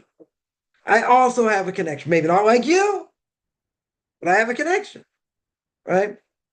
So in that sense, they're not embarrassed to be a Jew. That's a compliment. Not a bad thing. Right? It's not a bad thing. Yeah, it's when they start to talk. But yeah, again, you have to get through the rhetoric of why they're saying what they're saying. Yeah. So I had somebody a number of years ago, they grew up in Israel. And they had a number of attacks against Orthodox Jews. I was the only Orthodox Jew there, so I got the brunt of the attack. What were their main questions? What bothered them? Jews doing the army, that was one of them, right? That was an issue. Shawl women, you got these women that wear like almost burqas, quote unquote Orthodox Jews that draw attention, when they wear the shawl outside, let's say, draws attention, extra modesty where it's not needed. Certainly draws attention, which is the opposite of what you're trying to do. That was the second question. The third question was about the Turkarta. You have like a sect of quote unquote Orthodox Jews that, are anti-Zionist, which again, I don't necessarily have a problem with, right? But, they believe, A, we shouldn't be here and that we should suck up to Arafat and all the, Ahmadinejad and all these, and all these people and down with Israel. Okay, that's kind of a problem. That's kind of a problem, but nobody holds by them. Right? And 2 out of the 3 questions, nobody holds by these shawl women at all across the board. And no one holds to the Torah Karta. Nobody in the Orthodox world. So part of my question was like, come on, this really bothers you? This really bothers you? So I answered. Then, didn't necessarily like some of my answers, but okay. And then the payoff came. Payoff question came, and that is, how many secular Jews live in your neighborhood? I was like, really? Not too many. We got Hasidim, Sephardic people, we have Ashkenazim. Yeah, there are a few people that I would say are not so religious. Okay, but, they went sour for whatever reason. They're still living, still part of the community, let's say. Like, see, hang out with your own. Now, what should have been the answer? The answer should have been, and how many Orthodox Jews live in your neighborhood? And how many, and why don't you live in an Orthodox Jewish neighborhood? Because you don't want to. You don't want to be around Orthodox Jews. Yeah, that's the answer. Question with a question. And how many Orthodox Jews you hang out with? Live in your neighborhood? Probably not. Why? Because Orthodox Jews live amongst themselves. True.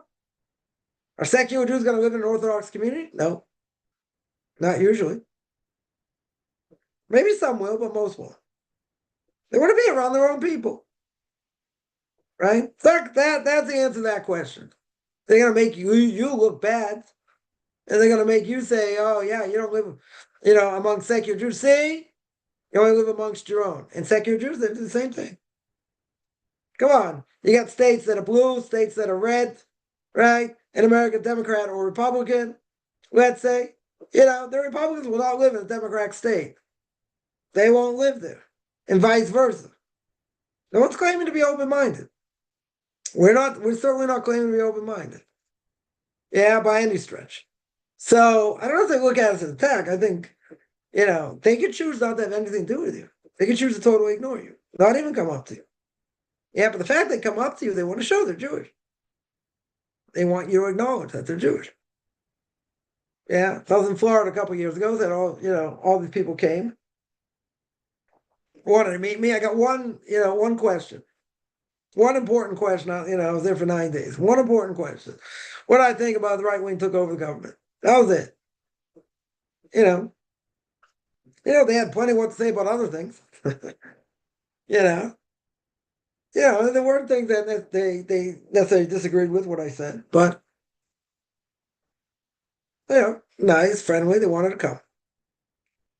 They wanted to meet this person from Israel. No one asked me like, why'd you become religious? How'd you change? Not like nobody wanted to hear that.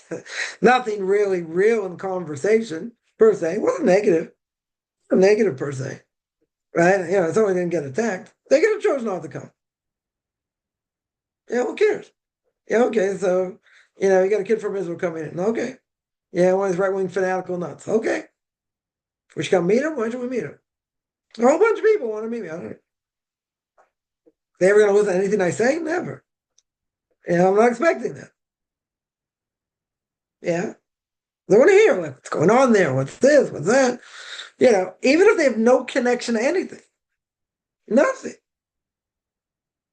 It's not antagonistic, per se. And I was very careful.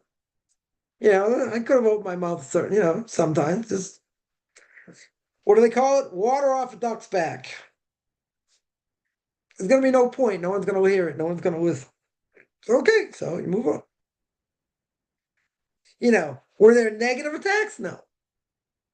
That was very friendly, very open. Could there have been? Could be. Could very well be. Yeah, but it's not usually that hostile. Maybe except here. In other places, not so hostile because you're surrounded by non-Jews. That's a big difference. So I don't think that's a negative thing, per se. Even when the person yells at, "Oh, why don't you Jews do the army?" So, I joked about it. And he backed off, and then everyone's my best friend. Show me all the kosher food. It's like, maybe you want this, maybe you want that. Like, come on. Okay. I didn't take it seriously. Not a personal attack. The other person had a personal attack. They had a vendetta. They don't like Orthodox Jews. Okay? So I knocked down a number of the personal attacks. They don't like what I had to say. Okay? But at the end of the day, I'm not claiming to be open-minded. My community's not claiming to be open-minded. And their community's not claiming to be open-minded. So admit it. Admit it. I should have asked. If your neighbors were gay and LGBTQ all around you, would you stay there? I want to raise kids there. Would you stay there? I didn't ask that. Kind of a pointed question. You want all these gays hanging out with your kids? Probably not. Some of them probably say no. That's where they live. Yeah, they're going to live in such a place, raise kids there? I tend to doubt it. Maybe some would want to be so open-minded till the brains fall on the floor. Okay. I would think if they want to raise their kids in a wholesome place, they're going to move. But you know what? They're going to find it everywhere. It's going to be hard. But I mean, if you're surrounded by it, you're going to stay there? I don't think so. Not going to think your kids. You don't want your kids to be that way. Yeah. You may have to deal with it then. A person may have to back them. Again, I'm not getting into religious issues here. Yeah. And, you might have to deal with it. Okay. I know someone has a brother and, growing up, their friends were mostly gay. This person wasn't gay by any stretch. Well, this friends happened to be gay. Kind of strange. It is kind of strange. I went through a normal public school system. This is before. You're talking a long time ago. More than 40 years ago. More. Yeah. Let's say, yeah. 45 years ago, maybe. Let's say.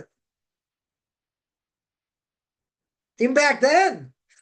But these people went through the system. Public school. So what do kids go through today? 10 times worse. Is that what a parent wants for their kids? I don't know. I wouldn't think so. If the parent themselves is not that, why would they be that? Why would the kids be that? Because they say peer pressure, other things. Are the parents encouraging it? I don't know. I don't know about that. Yeah, they may have to deal with the repercussions. Okay, but that's a whole different thing.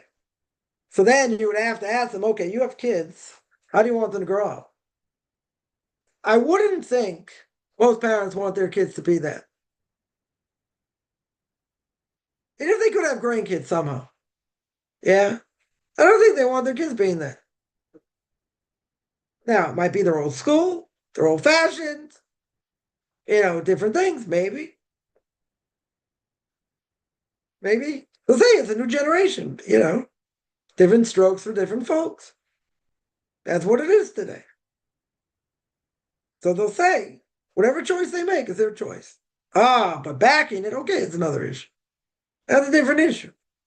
But, today you can't get around it because it's in the schools itself. That's why some people are definitely going to homeschool their kids because they don't want them getting this garbage.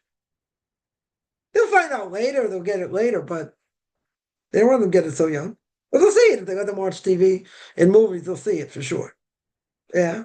They don't make them think, am I in the right body? I'm not in the right body. I was like, if I was growing up, you have that. It's crazy. Why isn't that indoctrination? No, to say, just giving them an option. At the age of 7, 8, even at the age of 10, the brain's not developed by any stretch. Yeah. So I don't, I don't think bageling's a bad thing. I don't think it's a bad thing per se. Because they're not out to put you down. That's not their goal. Their goal is to show we're part of you. We're not as religious as you, okay. But we want to show we're also Jewish. I don't think it's a bad thing. If they say, negative things, it's not negative to be negative, right? It's totally not negative to be negative, right? I would say. Yeah, somebody asks, tell me to stop with the little hobby and focus, relax, and be annoying. Okay. Now, you're going to get that no matter what. And rabbi's going to tell you that to push you away, to see if you're sincere. And everyone I come in contact with, they say the same thing. Yeah, people tell me I could have been a Noahide, because that's what I asked. I asked, did you ever consider not converting, staying as a Noahide, staying as a non-Jew? I was like, yeah, I thought about it. I want to, whatever. Okay. Yeah. So they'll say, rabbis, other people will push me away. They say I just relax and be a Noahide. Why are they telling you that? Because it's easier. It's for sure easier. Nothing to talk about. Yeah, there's nothing to talk about. But, maybe they're doing it to push you away. Okay. Now, if someone's telling you that, yeah, why are they telling you that? Because they don't, they want you to be normal. They don't want you to be fanatic. Yeah, they don't want you like ripping toilet paper 5 minutes before sundown. They want they want you to go out and be like them. That's what they want. Right? So now the claim's gonna be, if someone's doing that, that's harassment. Could be. I may not disagree, but the question is, why are they doing it? Why are they doing it? Now, some people do it to push you away. That you shouldn't convert. Yeah, and that you should have it much easier. But other people are going to do it and say, we want you to have the best of both worlds. You want to keep your no-hide laws, very good. Why should that stop you from going out with us? Why should that stop you, going out to dinner? Why can't you go out to dinner? You don't have to keep kosher. No-hides don't have to keep kosher. It's easier. It's true. Still eat shrimp, right? It's easier. So a person can be, a person can feel off by it and say, why don't you just leave me alone? But why? I can understand why. I can understand why it feels like harassment. Yeah, because they want you to be like them. They don't want you to change. They don't want you to be a fanatic. They want you to go out to dinner with them, go see a movie with them, go to a bar with them. What's the matter? Why can't you enjoy life? We have to sit home and eat bran and eat seaweed.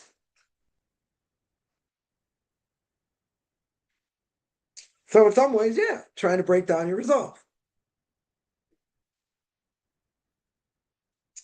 There is no such thing. I don't believe today. In the real sense, of live and let live. In other words, people will say, "You want to do what you want to do? Fine, and I can do what I want to do." But does the person really believe that? Because they don't want you to do what you want to do. What do they want? They want you to be like them, right? And once they make you more like them, it's much easier for them. They're not going to, they'll try and ostracize you to make life difficult. Yeah, but the problem is it has an effect. Someone that points out you hang out with them made you sick. Good. Right? They want you to be more like them. And they'll do whatever it takes because they want to help save you. They're not doing it out of malicious intent. They want the same person we had before. Same fun person. Went out, had some drinks, had some fun, this, that. As somebody once told me a number of years ago. I said something. I said, "Oh, that's the same person I used to know." I'm like, I haven't changed. My personality hasn't changed. Yeah, the way I talk and do other things certainly has changed. Okay. But someone said, "Oh, that's the same person." And this whole conversation, has it been me? Who is it? Same sarcasm. Where's it coming from? All of a sudden, it's a brand new thing? Not a brand new thing. Definitely not a brand new thing. It's harnessed, hopefully in the right way. Being used in the right way, hopefully. I'm not the same person. Okay. I'm not like I was when I was 15. I'm not the same way I was when I was 20. But the person doesn't change their essence. Their essence is who they are. If they were out, an extrovert and they become religious, that's not going to change. It's going to, it'll manifest itself in a different way. But they're not going to go from an extrovert to an introvert. Doesn't mean they're going to do things, be life of the party and different things. Doesn't mean that. They're going to harness it in a permissible way. But the essence of who they are, their personality doesn't change. It's just the opposite. A person, let's say, was an introvert, they're not all of a sudden, because they became religious, become an extrovert. That's not going to happen. Their personality is what it is. It just gets harnessed in a different way. Right? So, so for someone to say that, your personality has changed, personality really hasn't changed that much. I mean, it has in the sense that person's not a secular person. They're holding by religious ideals and they're working hard to change, and be better people and all that. They won't talk the same. Person is used to cursing. One of the first things a person will notice, they don't curse. They should notice that. Yeah, they'll be more refined. They'll probably, be better at, showing honor to parents, let's say, because that's an ingrained in them. That's the Torah ideal. Forget about whether the parent was evil or not. We're not having that discussion, right? In general, you'll see the person's different. They'll see they're better for good, not the other way around. They'll see that. They might not admit it, but they'll see it. Yeah, and they certainly want to credit it to Torah. Okay, but the personality doesn't change though. The person is who they are. It's just it gets harnessed. It gets harnessed in a different way. Totally gets harnessed in a different way. Now that being the case, having, if a person had prior relationships, again, be with family, It can be with friends. This is going to be a conflict. It's going to be a major conflict. Unless the person's more modern. If they're more modern, I'm not saying the person should be, but if they would be, they're not going to change as much. I mean, they will in different ways. They'll keep Shabbos, they'll keep kosher, whatever. But, they'll have plenty of things they do secularly which you won't be able to tell the difference. That you wouldn't necessarily be able to tell the difference. Yeah, so that being the case, only in that sense would I say that. But if a person really became an ultra-Orthodox Jew, a lot of things are going to change. Change the way you dress, obviously. Change the way you speak, obviously. Change the way how you interact with others. How you look at the secular world. These things are going to change. Yeah, the only question, it's not really a question. The personality of the person will be the same. And it's not going to change outright. How they talk will change. What they look at, what they read, that will change. Pretty much. Right? There are a number of things that'll change. Personality-wise, I don't know if it changed so much. Some dramatically change, yeah. Some definitely do. I would say most people, though, their personality is probably intact. If they haven't gone to one extreme or the other. It's probably intact. But again, the problem's going to be, we think sometimes, we're going to have more influence than they're going to influence us. And that's not true. In different ways. They can have tremendously negative influence on us. But again, if a person's set in what they're going to do in the life they want to lead, then, it's the same thing. Well, I have to make a big distinction here. But if someone had cancer, what are they going to do? In most cases, you got to burn it out. That's what you have to do. That's the only way for survival. You got to burn it out. So these relationships can be absolutely toxic. Yeah, it can have tremendous negative effect. So if it has tremendous negative effect, there's no point. You will cut off ties. It's no good. And a person has to know. A person has to know what the limit is. Can a person still be friends with people like that? In theory, I don't think in practice it'll happen, but in theory, you have to put your foot down and say, listen, these are things I don't talk about. These are things I don't do. Leave it. If they don't leave it, then you got to put your foot down. Then you just got to say, listen, this is the path I'm going in. You don't like it? Go eat kugel. Like, okay. They're like, what's kugel? They're like, okay. So you don't like it. You don't like it. I'm not changing. So I would say, if they keep calling you, they keep bugging you, just change your number or block them. Not pleasant, but a person themselves has to have their own equilibrium. You can't feel like you're being harassed all the time. It's not a good feeling to have. And sometimes you just won't speak to people, and family won't speak to them. A question comes up like, I've got this question a number of times. Someone will say, well, I'm not so close to family. I haven't spoken to family in a long time. Should I contact them? I don't know. For what? For what reason? Just to say hi, but they don't really care?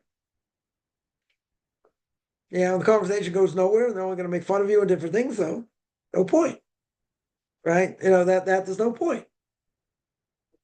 And if a person hasn't had a good relationship even before that, so you got to move on.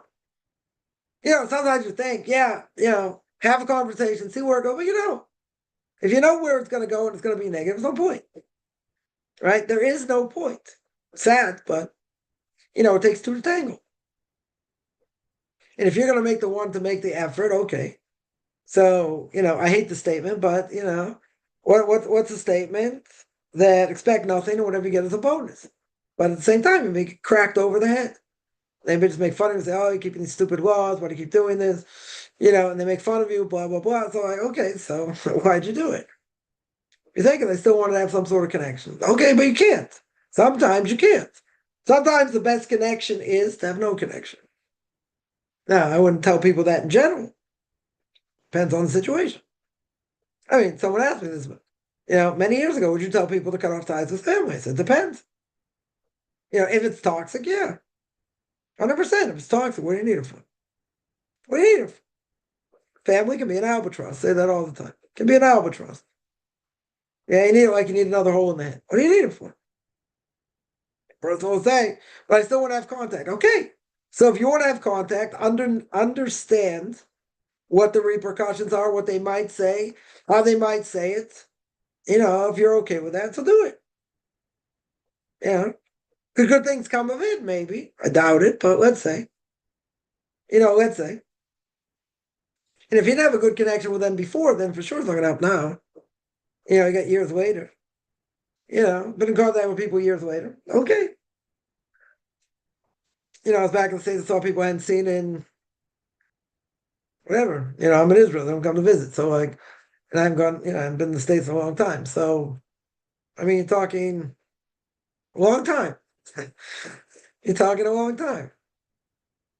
I'm not gonna say since my wedding, but not so much time after that, like 30 years or 20 years. Okay, I had contact with people. I think my family was necessarily so close. Okay. We catch up, this and that. Very good. You make the effort.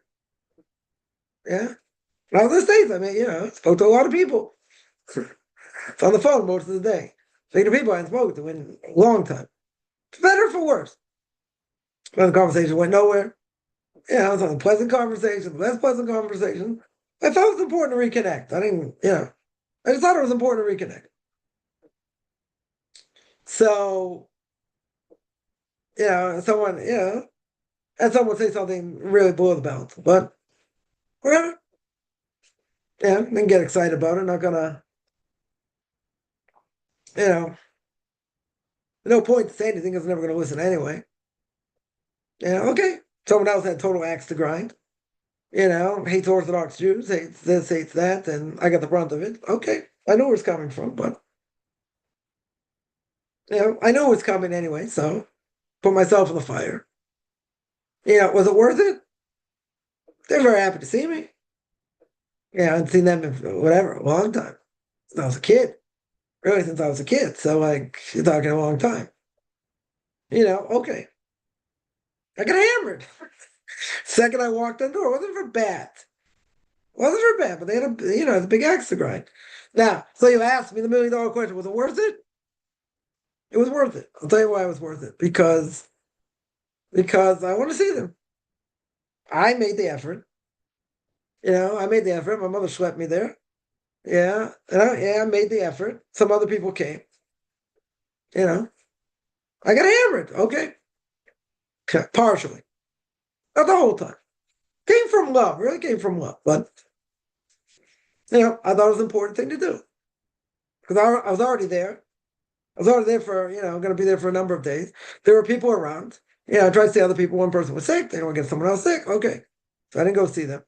Maybe next time I'm there, we'll see when it's going to be. And that was it. I thought that was important. Now, some other people would say, like, wow, I'm not in contact with this person. I'm not in contact with that. Okay. Yeah. I thought it was important. Yeah. Well, I would try and make a Kiddush Hashem as much as possible. And did I get hammered somewhere along the line? Sure. It's going to be part of it. The question is, you going to answer it or not? So when I was getting screamed at, I'm going to go. I got one thing in that really kept the person quiet. That was it. Try to be very, respectful. Whatever. You can't, you're not going to win. You're not going to win. They're going to say, oh, that's what Torah is. That's beautiful, this and that. They can say, why don't you be normal? Why can't you do this? I know where it's coming from.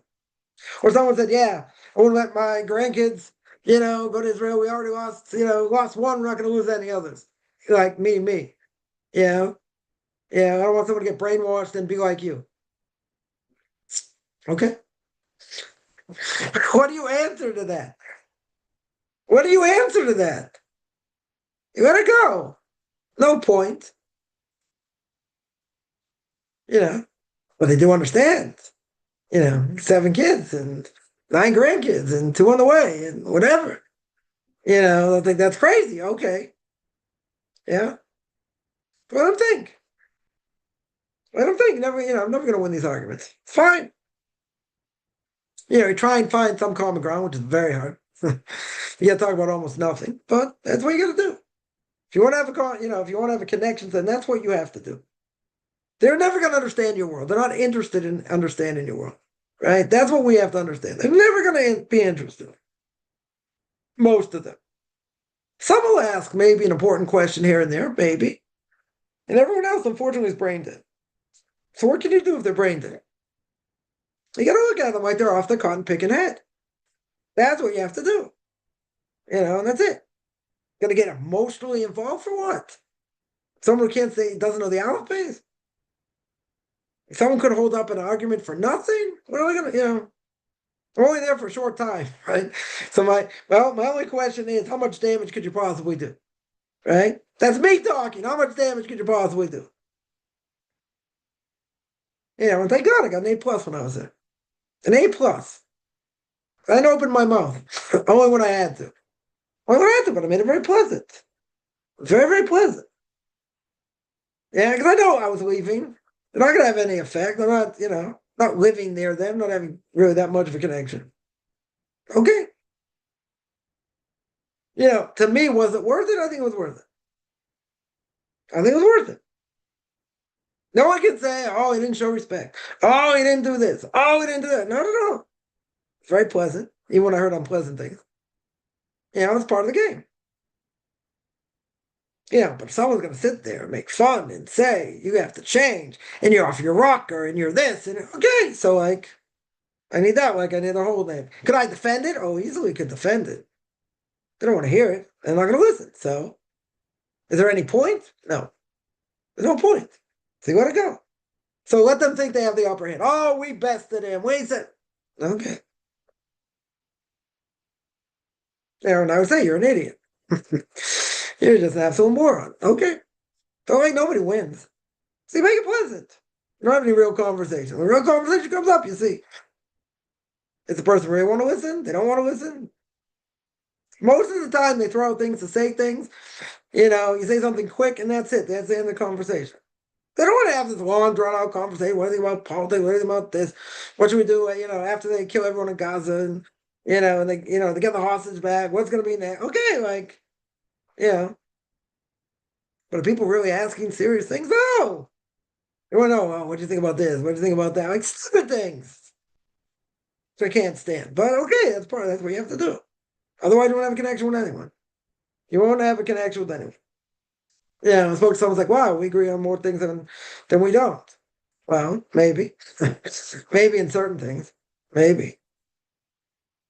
And most of these conversations, A, they go nowhere, and B, if they're trying to convince you to do something else, it's toxic. Hard enough doing things on your own, you don't need other people dragging you down. Much harder. So I have to be in a stronger community around more people that think like you. And that's why we do that. That's exactly why we do that. So, you don't live around secular people, because secular people don't want to live here. They don't want to live amongst Orthodox Jews. That's not what they want. Okay? And why would I live amongst secular Jews? Unless I was doing outreach. Unless I was doing Jewish outreach. Why would I live amongst secular Jews? Except to draw them close. No reason. Because having connection with them is bad. And what they say and what comes out of their mouth is bad. 99% of the time. I say everybody, but most people. Come on, you have old people that curse. It's kind of funny to see. It's kind of funny. I mean, I'm not going to say it's shocking. It shouldn't be shocking. Younger people understand better. That I can understand better. You got older personalities, some in their 80s. Some in their 80s. And they curse. You're like, really? They say it. They don't even think about it. Yeah? Don't you have an obligation to rebuke them? They're not going to listen. They're going to make fun of it more. They're going to curse more if you say, it's offensive that you curse. They're going to curse more. Yeah? So no point. No point. You got to, you grin and bear it, you swallow it, and that's it. You move on. It's unfortunate, but, I see what people are doing. I mean, people I went to camp with years and years ago. I mean, it's beyond pathetic. Beyond pathetic. Yeah. Yeah. Even people I went to camp with, what in the world would I do at a camp reunion there? Stick out like a sore thumb. An absolute sore thumb. First of all, I couldn't go anyway till after Shabbos, and everything to do on Shabbos is treif and whatever. What are you going to do? You're not 13 years old anymore. You're not a teenager anymore. Yeah. Well, I'd say it's 40 years later. You're a totally different person. You'll say, well, maybe they've changed a lot. Yeah, in Judaism, I don't think so. Probably not. So I give no connection. And people you haven't seen in a long time, you family members, you have no connection unless you're in contact with them. Today's easy to be in contact with people. But, back in the day, you had to write letters and this and that, before the internet or whatever. People, you want to be in contact, you're in contact, but it takes two to tango, right? You have to be part of that. The other person has to want. If they don't want, what are you supposed to do? I had an argument with somebody about something, and so I said, what do you want? If nobody wants to have a connection, what are you supposed to do? You got to be the bigger person. I had to be the bigger person. I had to be tzaddik. I had to be so righteous, right? The other person care less if you live or die. Like, so what? What does it matter? He'll say, you know right from wrong. Yeah, I do. And therefore, I have to go out of my way for something that doesn't matter. I will if I have to, right? If I have to, I will. But, I'll make the choice. If I want to, I will. If I don't, because they ain't coming from the other side. So, like, you can't bring the person to drink. If they don't want to drink, regardless, they blame it on you or not. So, let's say it's not your fault. It's not your fault. So what do you do? What do you do? Right? You chalk it up to this is part of life. This is what you got to deal with. You move on, and you kiss the ground every day. You're going towards being Orthodox Jew. You're keeping the no idols. Because all the other stuff is just garbage. Just weighs you down. You have plenty of other things to worry about. This you don't need, right? This you don't need.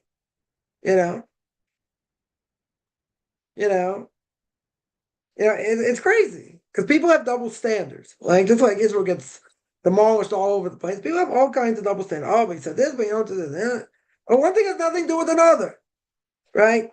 I had people talk out of both sides of their mouth saying two different things. I said you can't do that. I said just according to logic, you can't do that. You can't say one thing and then say the total opposite. Doesn't work.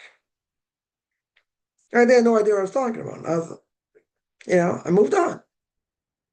I moved on because these things go nowhere. Now, sometimes you have no choice. When it comes to parents and siblings, sometimes you have no choice. Yeah, so you deal with it however you deal with it. But most likely nothing good comes out of it.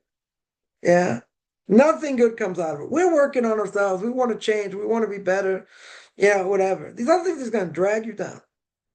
And then people remind you what you did when you were 12. Like, what does that help you anything? I'm not 12 years old, you remember? I got a gray beard. I got grandkids. Talk to me like I'm 12? Seriously? Some people, I'm not saying everybody. What do you need it for? It's a sad reality. Because some people say, well, family, is very important. You're right. Family should be very important. Should be the most important thing. Sometimes it just goes out the window. It's the way it works. Yeah. You don't want them affecting you or your kids if you have kids. Or then you don't want them saying anything. Like, care what they have to say. It just brings conflict. Especially if they're Bible thumpers. Brings conflict. And, the people that are totally secular, and they want you to be more open-minded and do this, so you run into other problems. Right? In either case, you lose. Right? In my case, it's only damage control. It's only how much damage control you can do. That's what it is. That's what it is. So what do you do? So what do you do in that situation? You punt. That's it. You move on. Because if you don't move on, there's nothing to do. Because now, even if you want to say, well, let's make more common ground. What common ground is there? There's not very much common ground. In general. It's just kind of the way it is. Right? So a person has to say, okay, that's the way it is. That's the way it will be. It's not going to change. Right? It's only going to change if you change. They're not going to change. They're not interested in change. Right? If they're not interested in change, what are you supposed to do? they're gonna look at you as like some freak. Okay. They look at you as like a freak.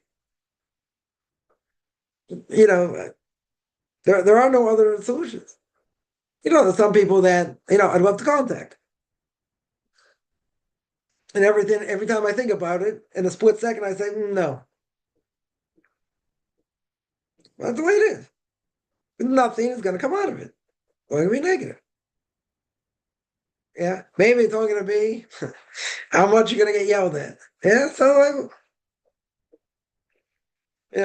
I need that like I need, another home. So I can move on. It's sad. Friends go by the wayside. That's what happens. So by me, it was a little bit different because I moved out of the country. And most people I know are not coming here. So, like, if I was going to go see them, I'd have to go see them. Going back and forth. Okay, some people I kept up with here and there. Other people, they just, are just so far gone. So far gone. Like, what did you do after 40 years? Hi, how are you? What's new? What's been new in the last 40 years? Like, nothing in common. Zero in common. So, like, even by family, not even by friends, even by family. Even by family. It's not someone I hadn't seen in many years, an old friend of mine. I was there a couple of years ago. It was nice, but like just different worlds, different worlds. So, it was nice. I'm not saying it wasn't nice. But I'm not 22 years old or 25 years old. Yeah, I can speak about certain things, okay. Yeah, but that has nothing to do with who I am at all. Zero. So, it's sad. I'm telling you, it's sad. Because you see people doing the same things or similar things. It's gone on for years. And you're at a whole different level, a whole different plane. That's what it is. Someone says it truly that they think we're children. I don't know if they think we're children, per se. But sometimes people will remind you of things you did when you were younger. You could be in your 50s, like, oh, remember this, that. Why do they remind you of that? Someone sent me something, whatever, about something, reminding me. Like I hadn't seen it in the news. Like, it reminded me of something. Okay. Like, I remember you as a kid and you were younger. Okay. Is that who I am today? I'm not saying everybody does this. Yeah. But they think if you became religious, you're crazy. Certainly by secular Jews, like, why would you become more religious? Okay, you want to keep this a little bit, that a little bit, okay, within reason. But if you go off the deep end, what? Someone said, well, what happens, if it's an emergency, we need you on Shabbos. I said, you won't get me. They said, well, what happens if it's an emergency? I said, it's an emergency, so I'll find out afterwards. They're like, but if it's an emergency, it's an emergency, so what am I supposed to do? Can't travel, can't go anywhere. What am I supposed to do? Nothing to do. If someone's really sick and you're going to be in the hospital for Shabbos or whatever, and something happens, one thing. And if it happened on Shabbos, you weren't there, what happens? You weren't there. People, you wouldn't pick up the phone on Shabbos. No, unless it's an emergency. An absolute emergency. Here, when, Mrs. going back and forth, and all that, God forbid, some people have their phones on. Yeah, okay, that's an emergency. It's only leniency for that. But in general, people think that's crazy. What? You want to use electricity? You wouldn't do that? Okay, they think it's crazy. So they'll think you're a whack job. And you've been brainwashed and all that. Okay. So, like, where's the common ground? Where's the common ground? I'm not saying they're going to treat you like you were a kid. I'm not saying in all cases. I'm just saying people, I've shown up to different things, certainly when I was in the States, and people remind you of years back. Why? Put you in your place, remind you where you came from. They'll make a big distinction. If I was black, which I'm not, obviously, or if I was Asian and I converted, do you think that's ever going to change? I have to be reminded of, Yeah, so what was it like, to eat seaweed? What was it like to grow up in a black family? Yeah, I could answer or not answer. That never changes. That's never going to change because skin color is never going to change. Your background's never going to change. You can either embrace it or just don't deal with it, or you just push it aside. Yeah, yeah, whatever, and you move on. But see, that's the problem because people know what you were like when you're younger. They say, "Oh, it's holier than now." You think this, you think that. I'm not here to judge. People think you took a certain stance, you're judging. That's nothing to do with me judging.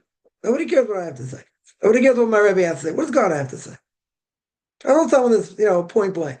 I said, yeah, you think this, you think that. I said, you believe God gave the Torah to Jewish people or not? Yeah, yes or no? Did God give the Jews? I'm not sure. I'm agnostic. Okay.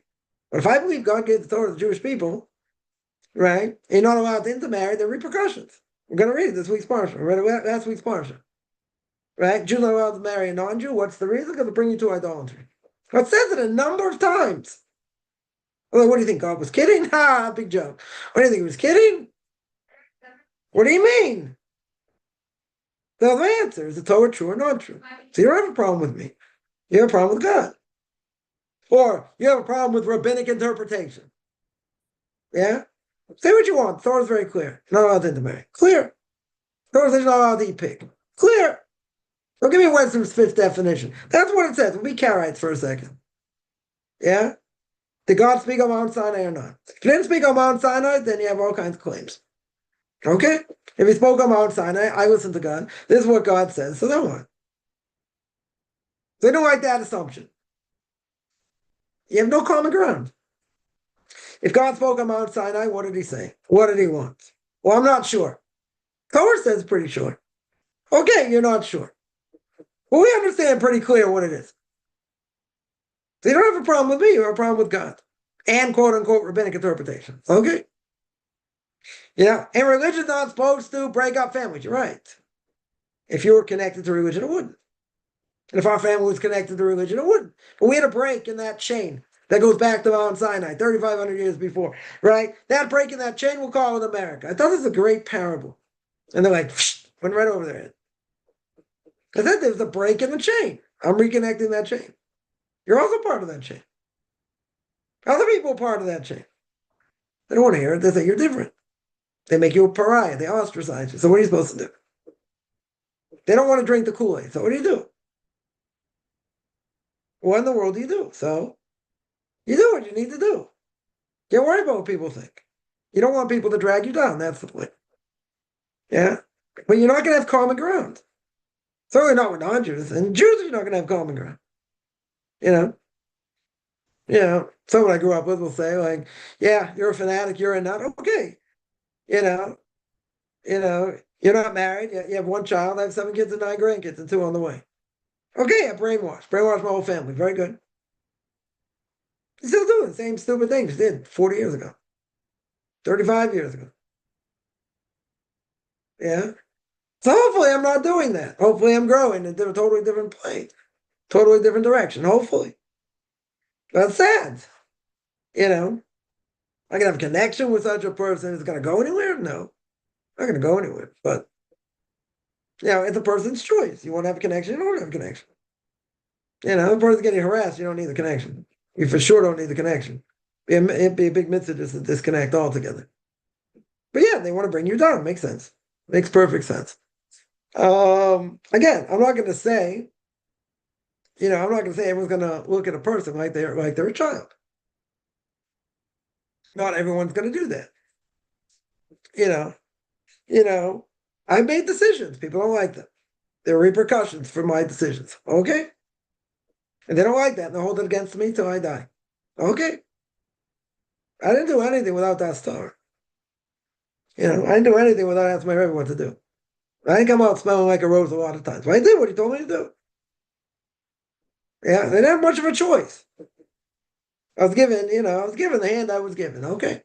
It's not going to change. It doesn't change anything. Absolutely doesn't change anything. Yeah. But the decision you made even 30 years ago or more, people hold against you. Some people, I'm not saying all across the board. Some people hold it against you. So what are you supposed to do? You can't apologize for it. There's nothing to apologize for. You did what the Torah wants you to do. You stood up for Torah. 100% you stood up for Torah. Yeah, we get slaughtered in the process. Okay. But you did what God wanted you to do. You have to be strong. You can't give in. You can't be a wuss, as Carpenter would say. You got to be strong. It's not easy. You got to want peer pressure, people saying things, calling your names, saying you're backwards, saying your rabbi's this, whatever. It can be painful. You don't get baited. You don't want to get baited over here. You answer what you have to answer. You're very quick. You get in and get out. And that's it.